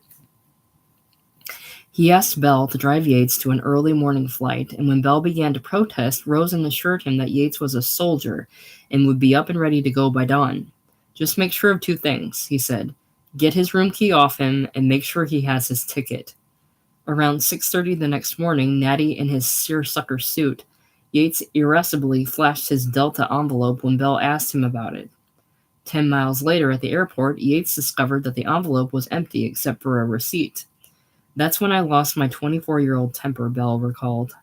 He phoned Rosen, who found the ticket secreted in his own jacket, and together the two men watched Yates board a plane at last. His teaching duties over and his students dispersed, Yates' life became strictly divided between working and drinking. Even when sober, he wandered his half-block of Beacon Street like a lanky, oblivious Banquo, head down and muttering. One day there was a fire on the third floor of the Crossroads, and the intersection of Beacon and Massachusetts was a chaos of fire trucks, police cars, swishing hoses, and popping glass. Restaurant employees spotted Yates on the yonder side of the melee and watched bemused as he proceeded through the crowd past the cordon, over the hoses and into the restaurant. "Dick," said Michael Brodegun, "we're closed." "Why?" Yates asked. Classic. More than ever, he was dependent on the place for any remaining congress with the world. His regular waitress throughout the 80s was a cheerful young woman named Jennifer Hetzel, a BU student who eventually wrote her master's thesis on the Crossroads, communication in the restaurant business. "He's got emphysema," Hetzel would snap at customers who looked askance at the hacking, besotted old man in the front booth. For his part, Yates enjoyed certain ritualistic exchanges with the waitress about her studies and her father's arthritis. "You're waiting on Richard Yates," said her father, director of the University of Pittsburgh Press, "at the Crossroads?" When Hetzel got around to reading some of her customers' work, she was astonished. "I couldn't believe this guy who came in and got drunk every day would go home and write this stuff." Afterwards, she always bought 2 copies of his books, one for her father, and asked Yates to inscribe them, a request that made him agitated. "What do you want me to write?" he'd complain, staring into space for an hour or so before coming up with something suitably personal. For Jennifer, whose dessert may create a national sensation or may not, but who in any case will always be a lovely girl, Hetzel sold her own desserts out of the Crossroads. For Jennifer, who was living evidence that the world of PR might still be saved. Yates had been furious when Hetzel, an English major, had decided to pursue her master's in public relations. Hetzel drew a little man with a belly button on Yates's checks, but one busy night she omitted the crucial detail. "Where's the belly button?" he demanded with genuine pique. Around this time, Yates had a seizure in the foyer of the Crossroads. After the ambulance had come and gone, Brodegun went to retrieve some of Yates's things and bring them to the hospital. "Oh, God, that apartment," he said afterward, looking haunted. From that point on, whenever Yates would disappear for a few days, someone from the restaurant would go check on him. "We missed you," Hetzel would say after one of his absences, though she knew not to ask questions. It always impressed her and others how intervals of relative sobriety and recuperation improved Yates's appearance. His color would return, and he'd be sprucer, less vacant-looking. Thus he appeared to Hetzel after his death. "I cried when my father told me about it," she said. "Then I started dreaming about him. Dick was the sort who worked his way into your heart. He needed help, and we'd wanted to help him get through the day." During these lost years, Yates's greatest source of grief and regret was his estrangement from his older daughters. They still spoke on the phone, but face-to-face meetings were rare and tended to go awry. Gina remembers a number of dinners with her father and Monica that ended in fights between the two, the little girl sitting meekly between them until Monica bolted to her feet and stormed out of the restaurant. He had this Victorian paterfamilias idea that he'd be the benevolent dad and I'd be the cheerful, doting little girl, said Monica. But you can't be a doting daughter to a guy who falls apart like that. You have to be strong. After a fight, Dad would say, "Oh, I just wanted us to be like this." And I'd say, "It can't be like that because I'm not like that and you're not like that." What made the impasse more painful was that he and Monica were best friends when Yates was sane and sober. On Sunday mornings, they'd talk on the phone for 2 or 3 hours at a time, and there was nothing they couldn't discuss freely. "I loved his take on things," she said. "He always got it. He always said the right thing. And he always disappointed her in the end." Monica was the one others called when Yates had a breakdown, and by her mid-20s she was not only jaded but fed up. I sensed a sort of prurient relish on the part of the callers. "You can't believe what's happened," they'd say, as if they wanted to test my reaction to it. She was tired, too, of the terrible fights afterward, which often began with Yates berating her for getting involved, then losing all control. "Oh, fuck you, baby," when she defended herself. As ever, too, he'd refused to admit that there was anything much the matter with him. "What I do that seemed so crazy," he'd say over and over. Everyone else was to blame. As for Sharon, she'd found refuge in a family of her own, and cultivated a kind of benign distance from her father.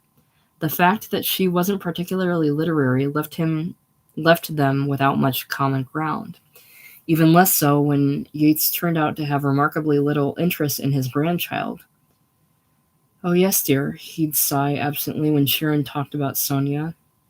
His indifference towards such subjects as potty training in nursery schools was perhaps understandable, though it was a bit puzzling that such a doting father would become such an apathetic grandfather. It bothered Yates a bit, too. "Am I a monster?" he asked Vonnegut. "Nah," said the latter. "They're not your kids. That's just how it is." Still, Yates hadn't entirely lost his knack for being charming with little girls, and would draw Sonia out on the phone with ingenious, particular questions about whatever she wanted to prattle about. And he still deferred, usually, to a child's interest in mixed company. "Sonia, you should let Grandpa finish his story first."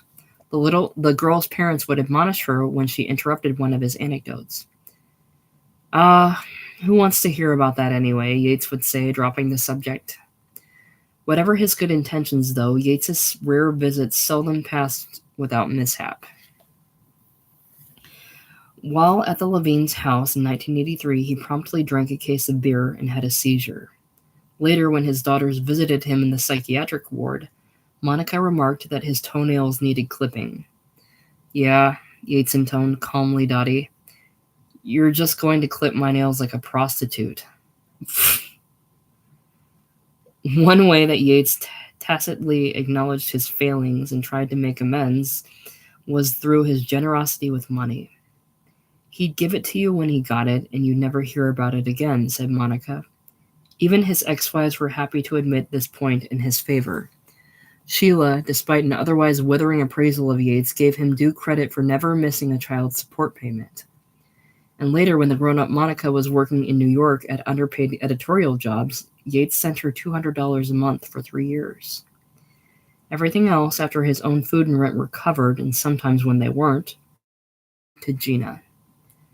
In later years, Yates tended to run through advances before his books were finished and then try to wrestle more out of Sam Lawrence, who was galled by the knowledge of where the money was liable to go. When Martha and Gina moved to Denver in 1983, Yates paid extra for the girl to attend private school. And one friend noted the paradox of Yates's buying her an elaborate antique dollhouse while he, Yates, lived in 2 wretched rooms. And that wasn't all. By God, I'm sending her to Harvard if it's the last thing I do, was a constant refrain. But then Gina made him happy, and she wasn't fazed in the least by the roaches and dust balls of Beacon Street. She learned early, too, while listening to Monica's literary discussions with her father. All this bleakness is just bunk, Dad. Life isn't that bad. Fine, fine, baby, throw all my books out the window. That it might be best to avoid the whole subject of writing, his career, etc. And for the most part, she always did. Their Sunday phone chats were determinedly light-hearted and all about her. School, what she'd eaten for breakfast, what she was wearing or looking or planning to do that day. If Gina seemed inattentive or lazy, Yates would tell her with mock severity to sit up and put her feet on the floor. Other than that, there was little or no friction. During his lifetime, Gina never learned of his mental illness. She thought the pills were for emphysema, nor did he burden her, as he did Monica, with the more desperate details of his daily affairs. I have loved your father for many years, Dee told Gina when they stayed at his house in Haverhill. Dee was the only friend she ever met during her visits to Boston, and Dee was grateful for the girl's existence. Andre was always worrying about Dick, said Dee's first wife, Pat, that he would get sick, lonely, and die. They loved each other. Others worried too, however distantly. Dee used to say he could always tell how Yates was doing based on the overall mood of his latest book, and even strangers could sense that all was not well. I'm writing to tell you that I think you're the best living writer in America, read a fan letter from this time. Evidently, you've had a hard life and might not be that comfortable or happy, but your work is superb. Gloria Vanderbilt felt the same, about the work anyway. In the spring of 1983, she sat next to Vonnegut at a cocktail party and asked if he'd ever heard of a writer named Richard Yates. I think he's wonderful, she said. I adored the Easter parade. Vonnegut replied that in fact Yates was a friend and informed her that he lived in Boston and would probably appreciate hearing from her. On impulse, I hope to meet you in Boston, she wrote Yates after a failed attempt to arrange an impromptu luncheon at the Ritz. I wanted to tell you that because of you, light comes not only through the chinks and cracks, but you flood my window with light. I love you and thank you. Yates wrote back suggesting they get together the next time he came to New York if she wasn't repelled by the idea, and she assured him that repelled was hardly the word. Scared, perhaps, a little. You know so much about women. Wendy Sears cringed when a giddy Yates told her of his imminent rendezvous with Vanderbilt. I thought, my God, what will happen when she actually meets him? But apparently it came off without a hitch.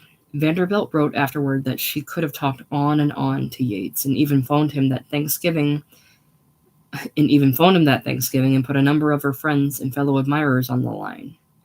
The problem, perhaps, was their second meeting. When Yates was almost destitute a couple of years later, Sears wrote an urgent letter to Vanderbilt about the plight of her favorite author. Within a few days, the famous heiress phoned Sears and explained coldly that she didn't have that kind of money. Ooh. Yeah, she did. She's probably solicited all the time, I'm sure. By 1984, Yates's relationship with Dr. Winthrop Burr had deteriorated. During their early years together, Yates would sometimes acknowledge that the sessions were a comfort, that they made him less afraid of himself, as Burr put it. But when the psychiatrist began to emphasize alcoholism as a major factor, Yates grew more and more hostile. Finally, after one enforced hospitalization too many, Yates became so enraged during a session that Burr walked out on him. He was shouting so loud you could hear him down the hall, said Burr, calling me stupid, saying I lacked imagination, that my whole profession was corrupt and had fed off him all these years. Used him as a guinea pig, done him no good. Later, Yates came to the clinic drunk and confronted Burr with an ambulance bill. Since his last hospitalization hadn't been necessary in the first place, said Yates, he insisted that Burr pay. Burr pointed out that Yates was drunk. He denied it and asked him to leave. After that, there were no more psychotherapy sessions. Yates still came in for medication refills and was civil but laconic when Burr asked him how he was doing. A short while later, Burr left the VA but offered to take Yates on as a private patient at a reduced fee. Yates declined, though he did write Burr a gracious, rather apologetic letter thanking him for all his help. Take care of those two beautiful girls, he closed, referring to a portrait in Burr's office of his young son and daughter. Burr continued to contact his successor at the VA and inquire about Yates's condition, but the woman wasn't able to tell him much. Yates became increasingly cantankerous toward an unimaginative world that had used him ill. Ah, that's ridiculous, he'd snap at any remark that didn't jibe with his calcified worldview. For old time's sake, Wendy Sears was willing to invite Yates over for very special occasions, his 58th birthday, say. But it was an ordeal to be suffered strictly out of the goodness of one's heart. Any remonstrance, no matter how diffident, over Yates's slovenly ash spilling or aggressive opinionating was apt to spark a tantrum. It was better to let things go and watch the clock.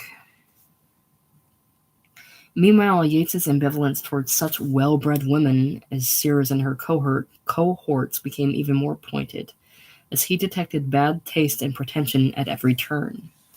One such woman's cluttered bohemian digs in Cambridge were, to Yates, an absurd attempt to deny her birthright. And when Sears and another Brahmin girlfriend worked as caterers' maids, Yates refused to accept that they needed the money. Oh, how madcap, he declared sarcastically. Happily, his literary fame was showing signs of resurgence. The year before, Revolutionary Road had been reissued as a Delta paperback, which attracted a long laudatory notice by Michiko Kakutani in the Daily Times. More than 2 decades after its original publication, it remains a remarkable and deeply troubling book. A book that creates an indelible portrait of lost promises and mortgaged hopes in the suburbs of America. Yates's readership, such as it was, seemed primed for the publication of Young Hearts Crying in the Fall. And already Yates was not only underway with his next novel, but eager to get started on the one after that. It's nice that Barrett Prettyman, or whoever it was, suggested publishing a collection of my Bobby Kennedy speeches, Yates wrote Sam Lawrence in June. But I've got a better idea. A novel about that period, with Bobby serving as one of the characters, and even Jack having a walk-on part. Wendy Sears will be prominently featured, as will a haggard fellow who begrudges every hour spent at speech writing, because it's denying him his life's work. And there will be a large, mostly funny supporting cast. I've been collecting notes and sketches for it over the past several years. I know how it's going to begin and develop and where it will go from there. I'm planning to call it Uncertain Times unless a snappier title comes along.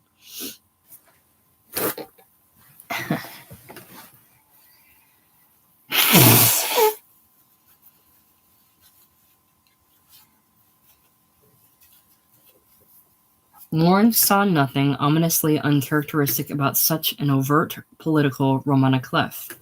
On the contrary, he thought the idea infinitely better than any book of speeches. Unfortunately, he wasn't a Yates publisher anymore. A few months back, he became a casualty of budget cuts and had moved his imprint to Dutton. As a result, Yates's next 2 novels, both under contract to Delacorte, would be published as Seymour Lawrence books in name alone. But the Kennedy novel struck Lawrence as a possible commercial breakthrough for Yates, and he wanted to be a part of it. The people at Dutton, from the president on down, are your fans, he wrote. I wish we could sign a contract right now. Yates was almost solvent for the first time in years. That August, he and 3 others, Peter Taylor, Stanley Kunitz, and William Meredith, were awarded the NEA Senior Fellowships worth $25,000 each, to support and honor creative writers who have received the highest critical acclaim but whose work may not be widely known outside the literary field. As Frank Conroy explained, on behalf of the endowment, Yates had been selected by 3 separate panels of distinguished writers to receive the honor. That's great, Yates replied in a voice Conroy described as sounding like it was coming from the back of a cement mixer, which was also making cement while he spoke. When do I get the check? Daunted as ever by the fearful prospect of facing an award reception alone, a bashful Yates asked Wendy Sirius to be his girl. Again, she declined, of course, though she was willing to attend the reception with him. The evening was blessedly uneventful. Yates mingled a bit stiffly for a while, then stuck close to Sears and only snapped at her once when she expressed a fondness for the work of John Irving. The high point came when Frank Conroy tipsily serenaded Yates on the piano, though the latter was eager to leave all the same. As the October publication of his sixth novel approached, Yates' ship appeared to be coming in at last. I think Young Hearts Crying is the finest thing you've done, Sam Lawrence wrote. The writing is flawless, the dialogue rings absolutely true, and the characters come immediately to life and stay that way. It's a broader canvas than Revolutionary Road, to which it will no doubt be compared. There are stark, agonizing moments and virtuoso passages of comic relief. I'm proud to have my name on the title page. As with Yates's first novel, to which Young Hearts Crying would indeed be compared, an advance excerpt was published in Esquire, which described Yates as one of America's least famous great writers. It was remarkable redemption for a man who, 11 years and 5 books before, had threatened to shoot the magazine's fiction editor. Delacourt held a publication party for Yates in the white and gold suites at the Plaza Hotel. Once again, he asked Wendy Sears to be his date, but when she wanted to bring a friend, Rosie Johnson, Yates sourly disinvited her from the more intimate dinner for family and friends at the Oak Room afterward. The whole occasion had spurred an even worse state of angst than usual.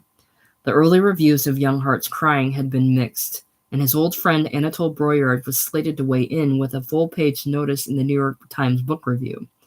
Herbert Mitgang had interviewed Yates for the inset profile. Meanwhile, fellow writers such as D. Crumley, Conroy, Thomas McGuane, Robert Stone, and Anne Beattie, to name a few, were on hand at the Plaza to pay homage to a man they viewed as a master. On arrival, Sharon and Monica Yates observed that their father was drunk but ambulatory, and both sought more sober people to talk to, Jill Kremens, Hilma Wolitzer, and Yates's old student Richard Price. The guest of honor bore up through dinner, more or less, though his daughters continued to watch his drinking with dismay. As they were leaving, Yates began to quarrel with the Delacourt rep over the suite, not room, they'd promised him that night at the Plaza. In Young Hearts Crying, the writer Carl Traynor is noted as saying that he wanted to publish 15 books before he died, and to have no more than 3 of them, or 4 tops, be the kind of books that would have to be apologized for. Yates set the same goal for himself and fell short in both respects, one of them fortunate. He published 9 books, but only felt obliged, usually, to apologize for 2 of them. Footnote: sometime in the late 80s, Yates made a list of these 15 books, including the 9 he'd already published. Number 10 was to be Uncertain Times, while number 11 was The World on Fire, based on Yates's experiences promoting the UNIVAC for Remington Rand. As already noted, he wrote a 1989 film treatment with the same title, about which more below. The entries for numbers 12 and 13 are blank, as Yates was saving his other 2 gestating ideas for last, perhaps because of the valedictory resonance of their titles: A Cheer for Realized Men, 14, and Dying on the Riviera, 15. Of the latter, one was A Special Providence, and the other was Young Hearts Crying, the apologized for.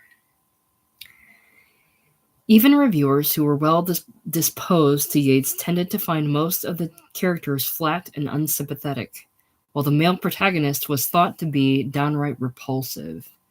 I got so terribly tired of the weakness of Michael Davenport, wrote Christopher Lehman Haupt in the Daily Times, for whom the novel was beguilingly vivid yet ultimately tiresome.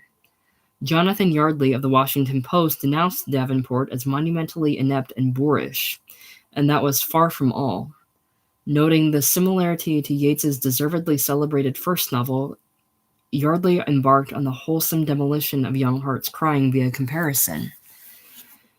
Where the first novel was artful, this latest is awkward. Where the first was subtle, this latest is obvious. Where the first was sympathetic, this latest is disdainful. The reviewer took particular exception to Yates's clumsily constructed plot, with its two long sections devoted to Lucy and Michael Davenport, respectively, while the other all but disappears from the story. Yates has written some very good books, Yardley concluded, but Young Hearts Crying isn't one of them. Brian Stonehill of the Los Angeles Times, however, found the book's structure one of the finest features, as it unrolls itself seamlessly, inevitably, with the ineluctability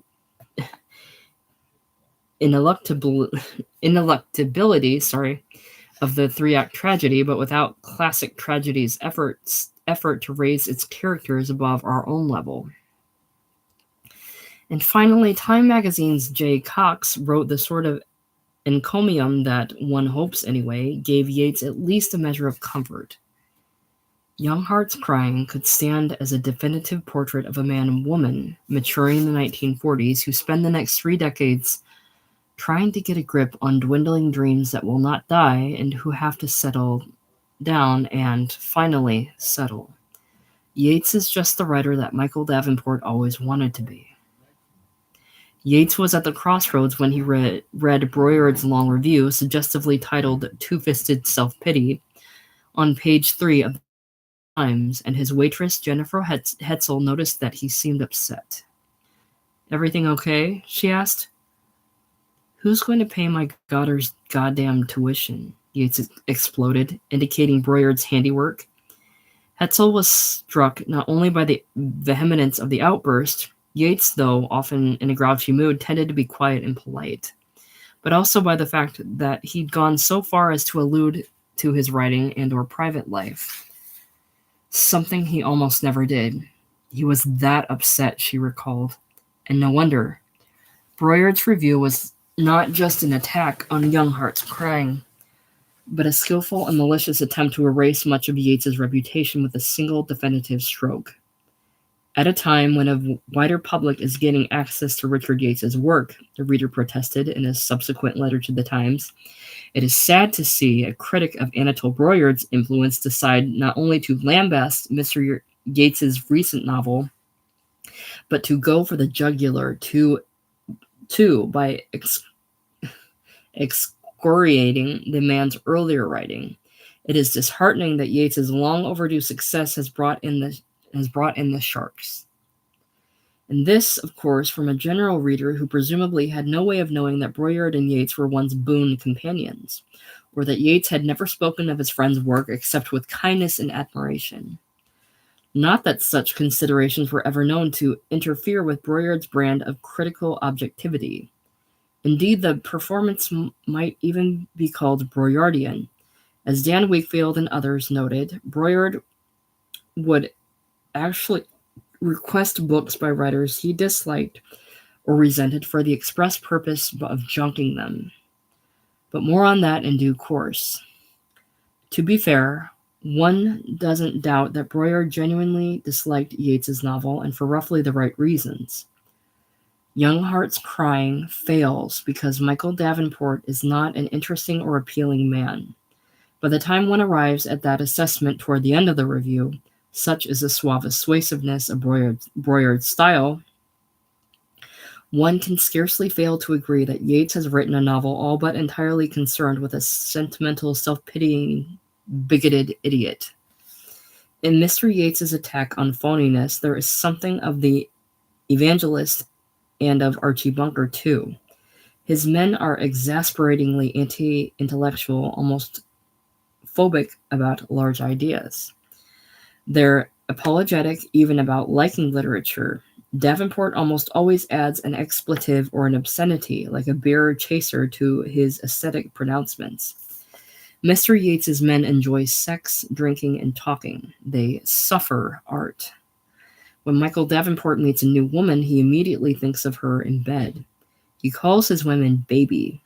Carl Traynor, a novelist, also calls women baby, Though Michael Davenport is a published poet, we never see a single line of any of his poems, and this is odd and unconvincing. He doesn't talk like a poet, and we wonder where he keeps his poetry hidden about his personality, and so on. As a further example of absurd macho posturing in the book, Broyard made light of Davenport's refusal to accept Lucy's millions because it might threaten his manhood. Ditto the scenes in which Davenport punches party guests in the stomach.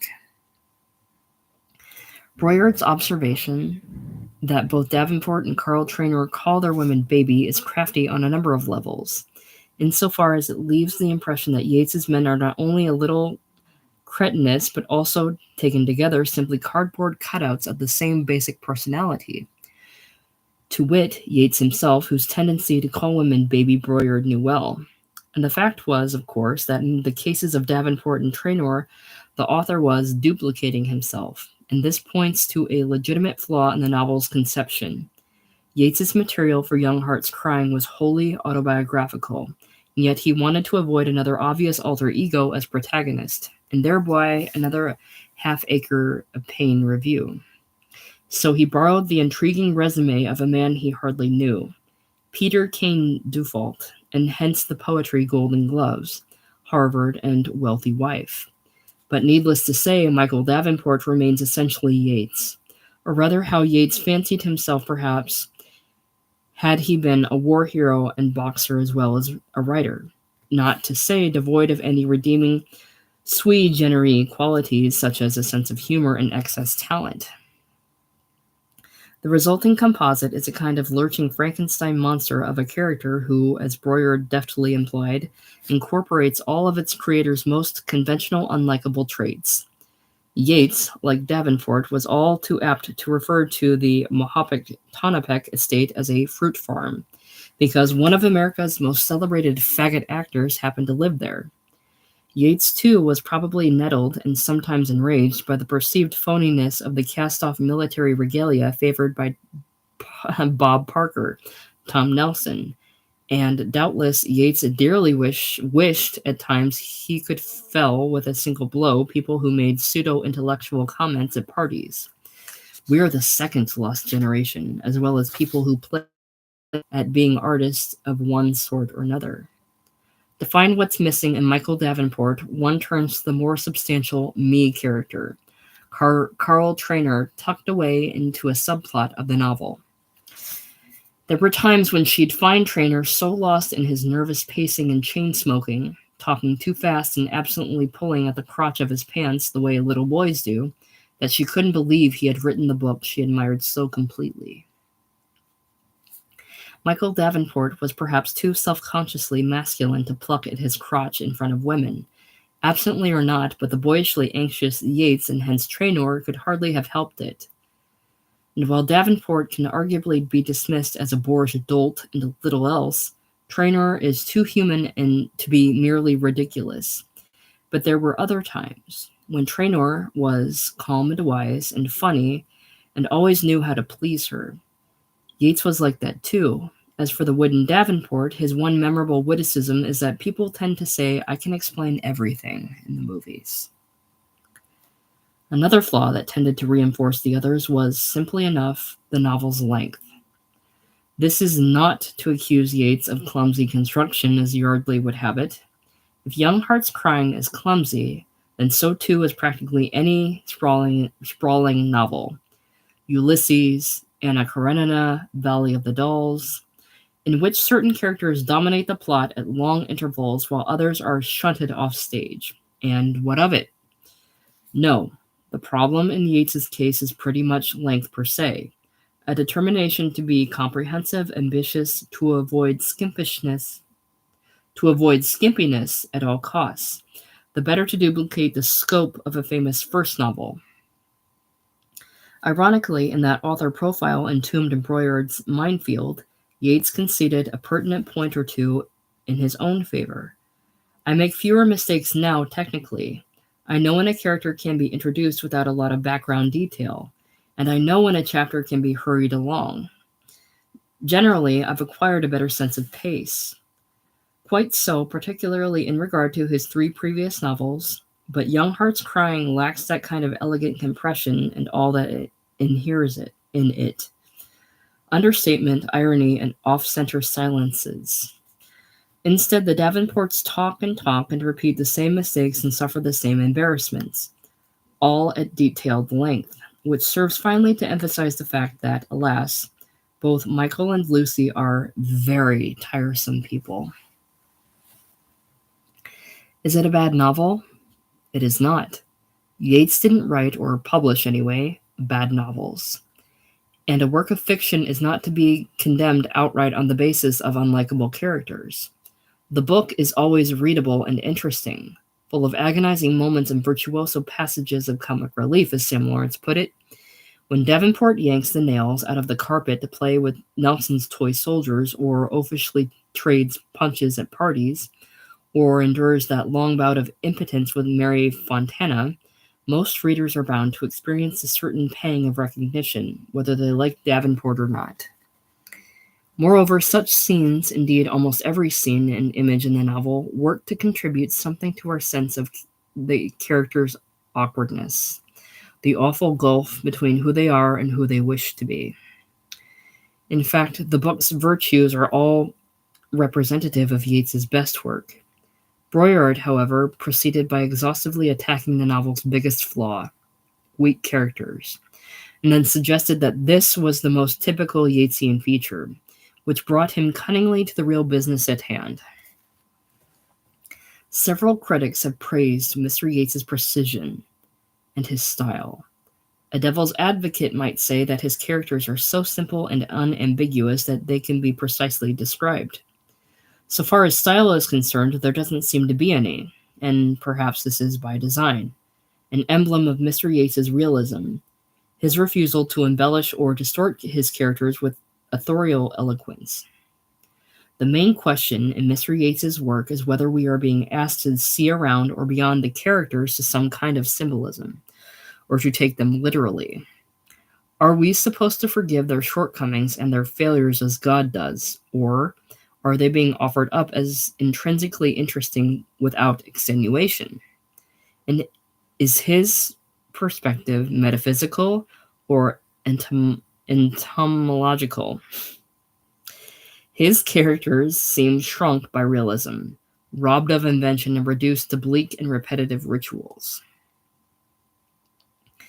Defending Yates against the larger charges of what Cassel called, in a sympathetic letter to Yates, the Anatole assassination, is tempting, but redundant at this point. What happens to a writer who says, "You have no style"? Yeah, it's brutal. Cassel wrote with one resignation, a sentiment that will be shared by Yates's admirers and rejected perhaps by his detractors. The same applies to Broyard's insinuation that Yates's characters, as a rule, are so shrunken and flat that no enlightened reader could possibly find them intrinsically or entomologically interesting. If one is apt to hold that opinion of the Wheelers, Helen and John Givings, Alice Prentice, John Wilder, the Grimeses, Bill Grove, Gloria Drake et al., to say nothing of Sobel, Sergeant Reese, Vincent Sabella, Ken Platt, Christine Phillips, Sally Baldwin et al., then one is probably neither a reader of Yates nor of the present book. Most of Yates's characters, suffice to say, serve both an entomological and metaphysical purpose, as Yates intended, but one has already gone into all that. Truth be known, Broyard was something of a Yates character himself, and as such merits a certain amount of entomological inspection. "You made it, and he did not," Cassel wrote Yates. "Back in the time I knew Anatole, he was among the White Hopes, deservedly so for all the merit of the few things he published in the 50s. After that, well, only the competent malice of what he has written as a reviewer. Broyard made a minor name for himself as an author of short fiction, most of it parts of a novel he never finished, at a time when, rather like Yates, he was supporting himself by writing direct mail advertising. When he and Yates became friends, they were on precisely the same level, near contemporaries who'd published some promising stories and were struggling to complete novels while teaching for beggar's wages at the New School. Then Yates published two brilliant books in 2 years and was offered $15,000 to adapt Styron's novel for the movies. I hope you're being corrupted by now, Broyard wrote his friend while the latter was in Hollywood. I'm not. I'm so busy reading manuscripts and running to class. We console ourselves with the delusion of grandeur that someday they'll, Broyard's stories, be collected. And yours were. Someday I may want to get corrupted too. As it happens, Broyard's fiction would never be published in book form, though the corruption part panned out after a fashion. Reviewing for the Times gave him financial security as he started a family, as well as an alibi for not writing fiction and a bully pulpit for settling old scores. His friendship with Gordon Lish ended when Broyard maliciously attacked the first novel of Lish's favorite new discoveries.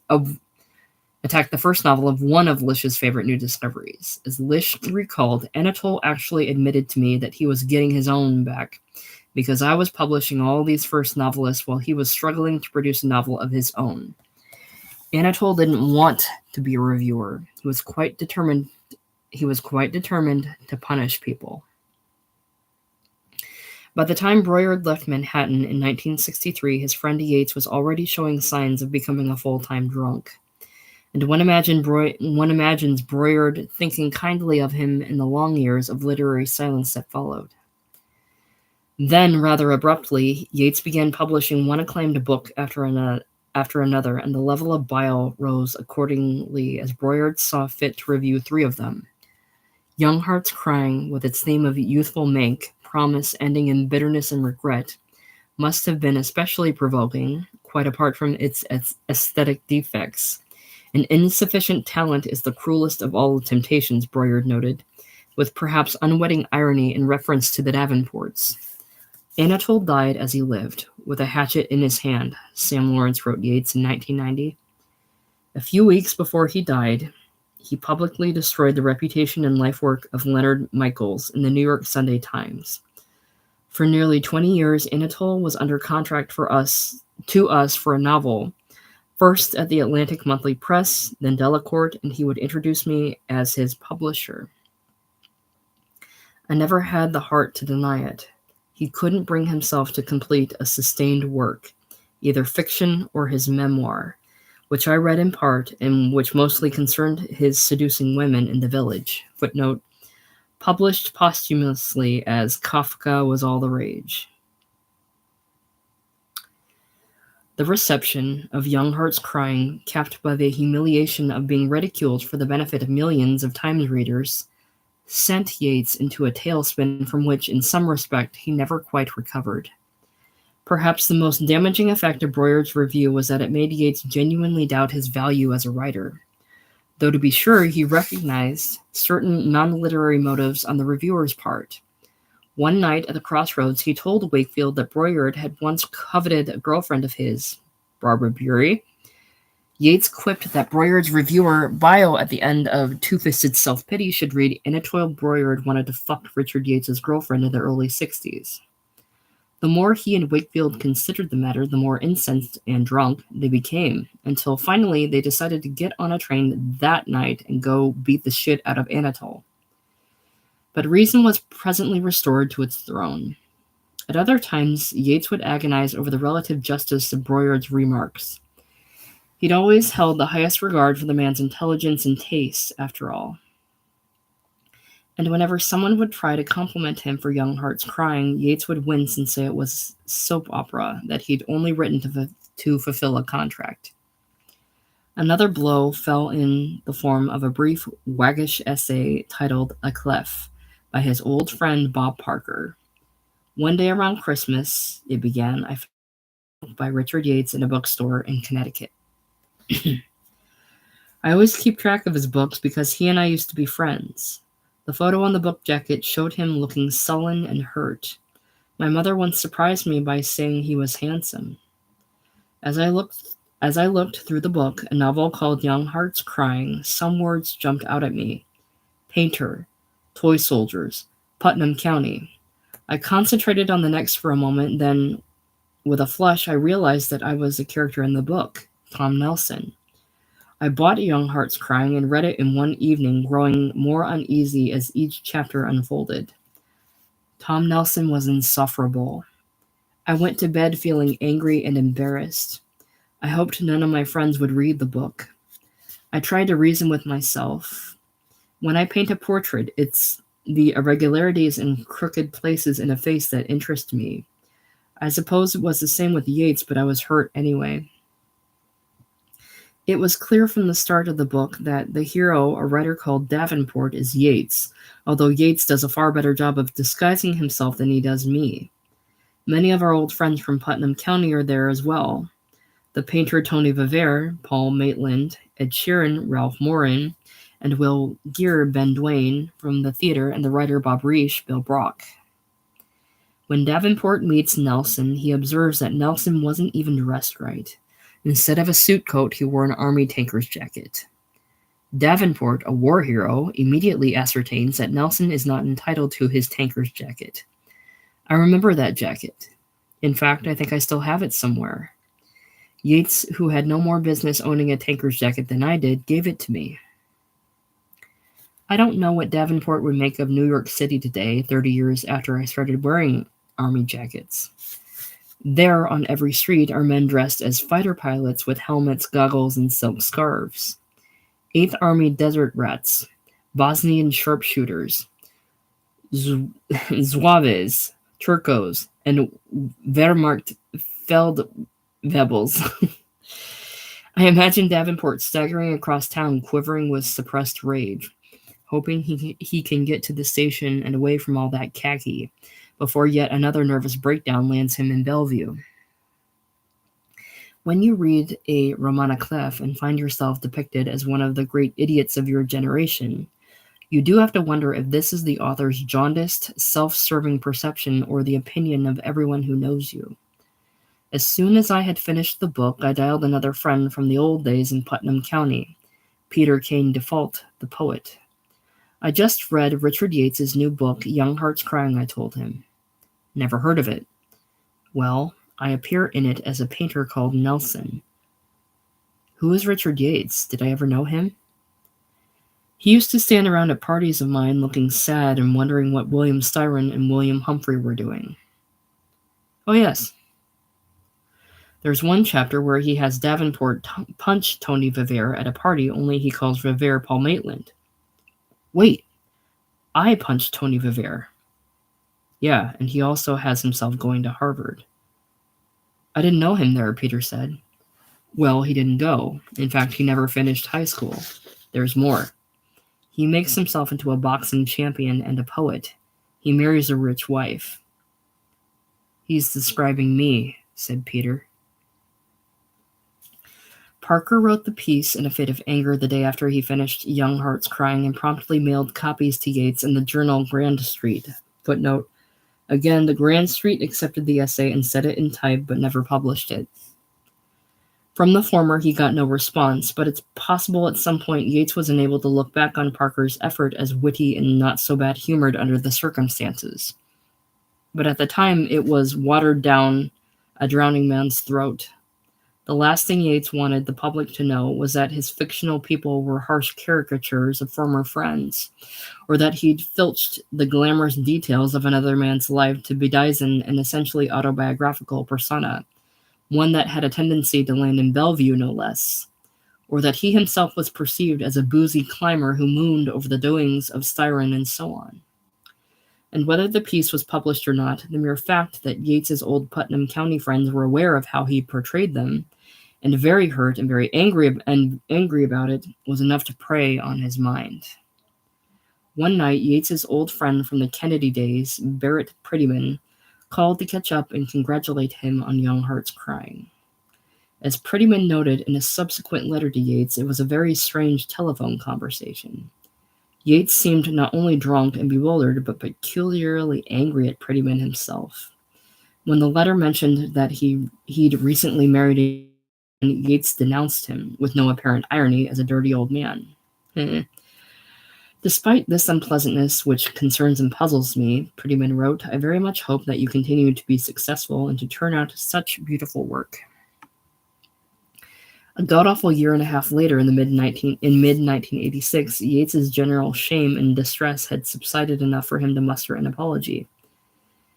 As you probably know, he wrote Prettyman, I've had periodic spells of certifiable insanity for many years, and on the day of your phone call, I was trying unsuccessfully to recover from the humiliating reviews of my last book.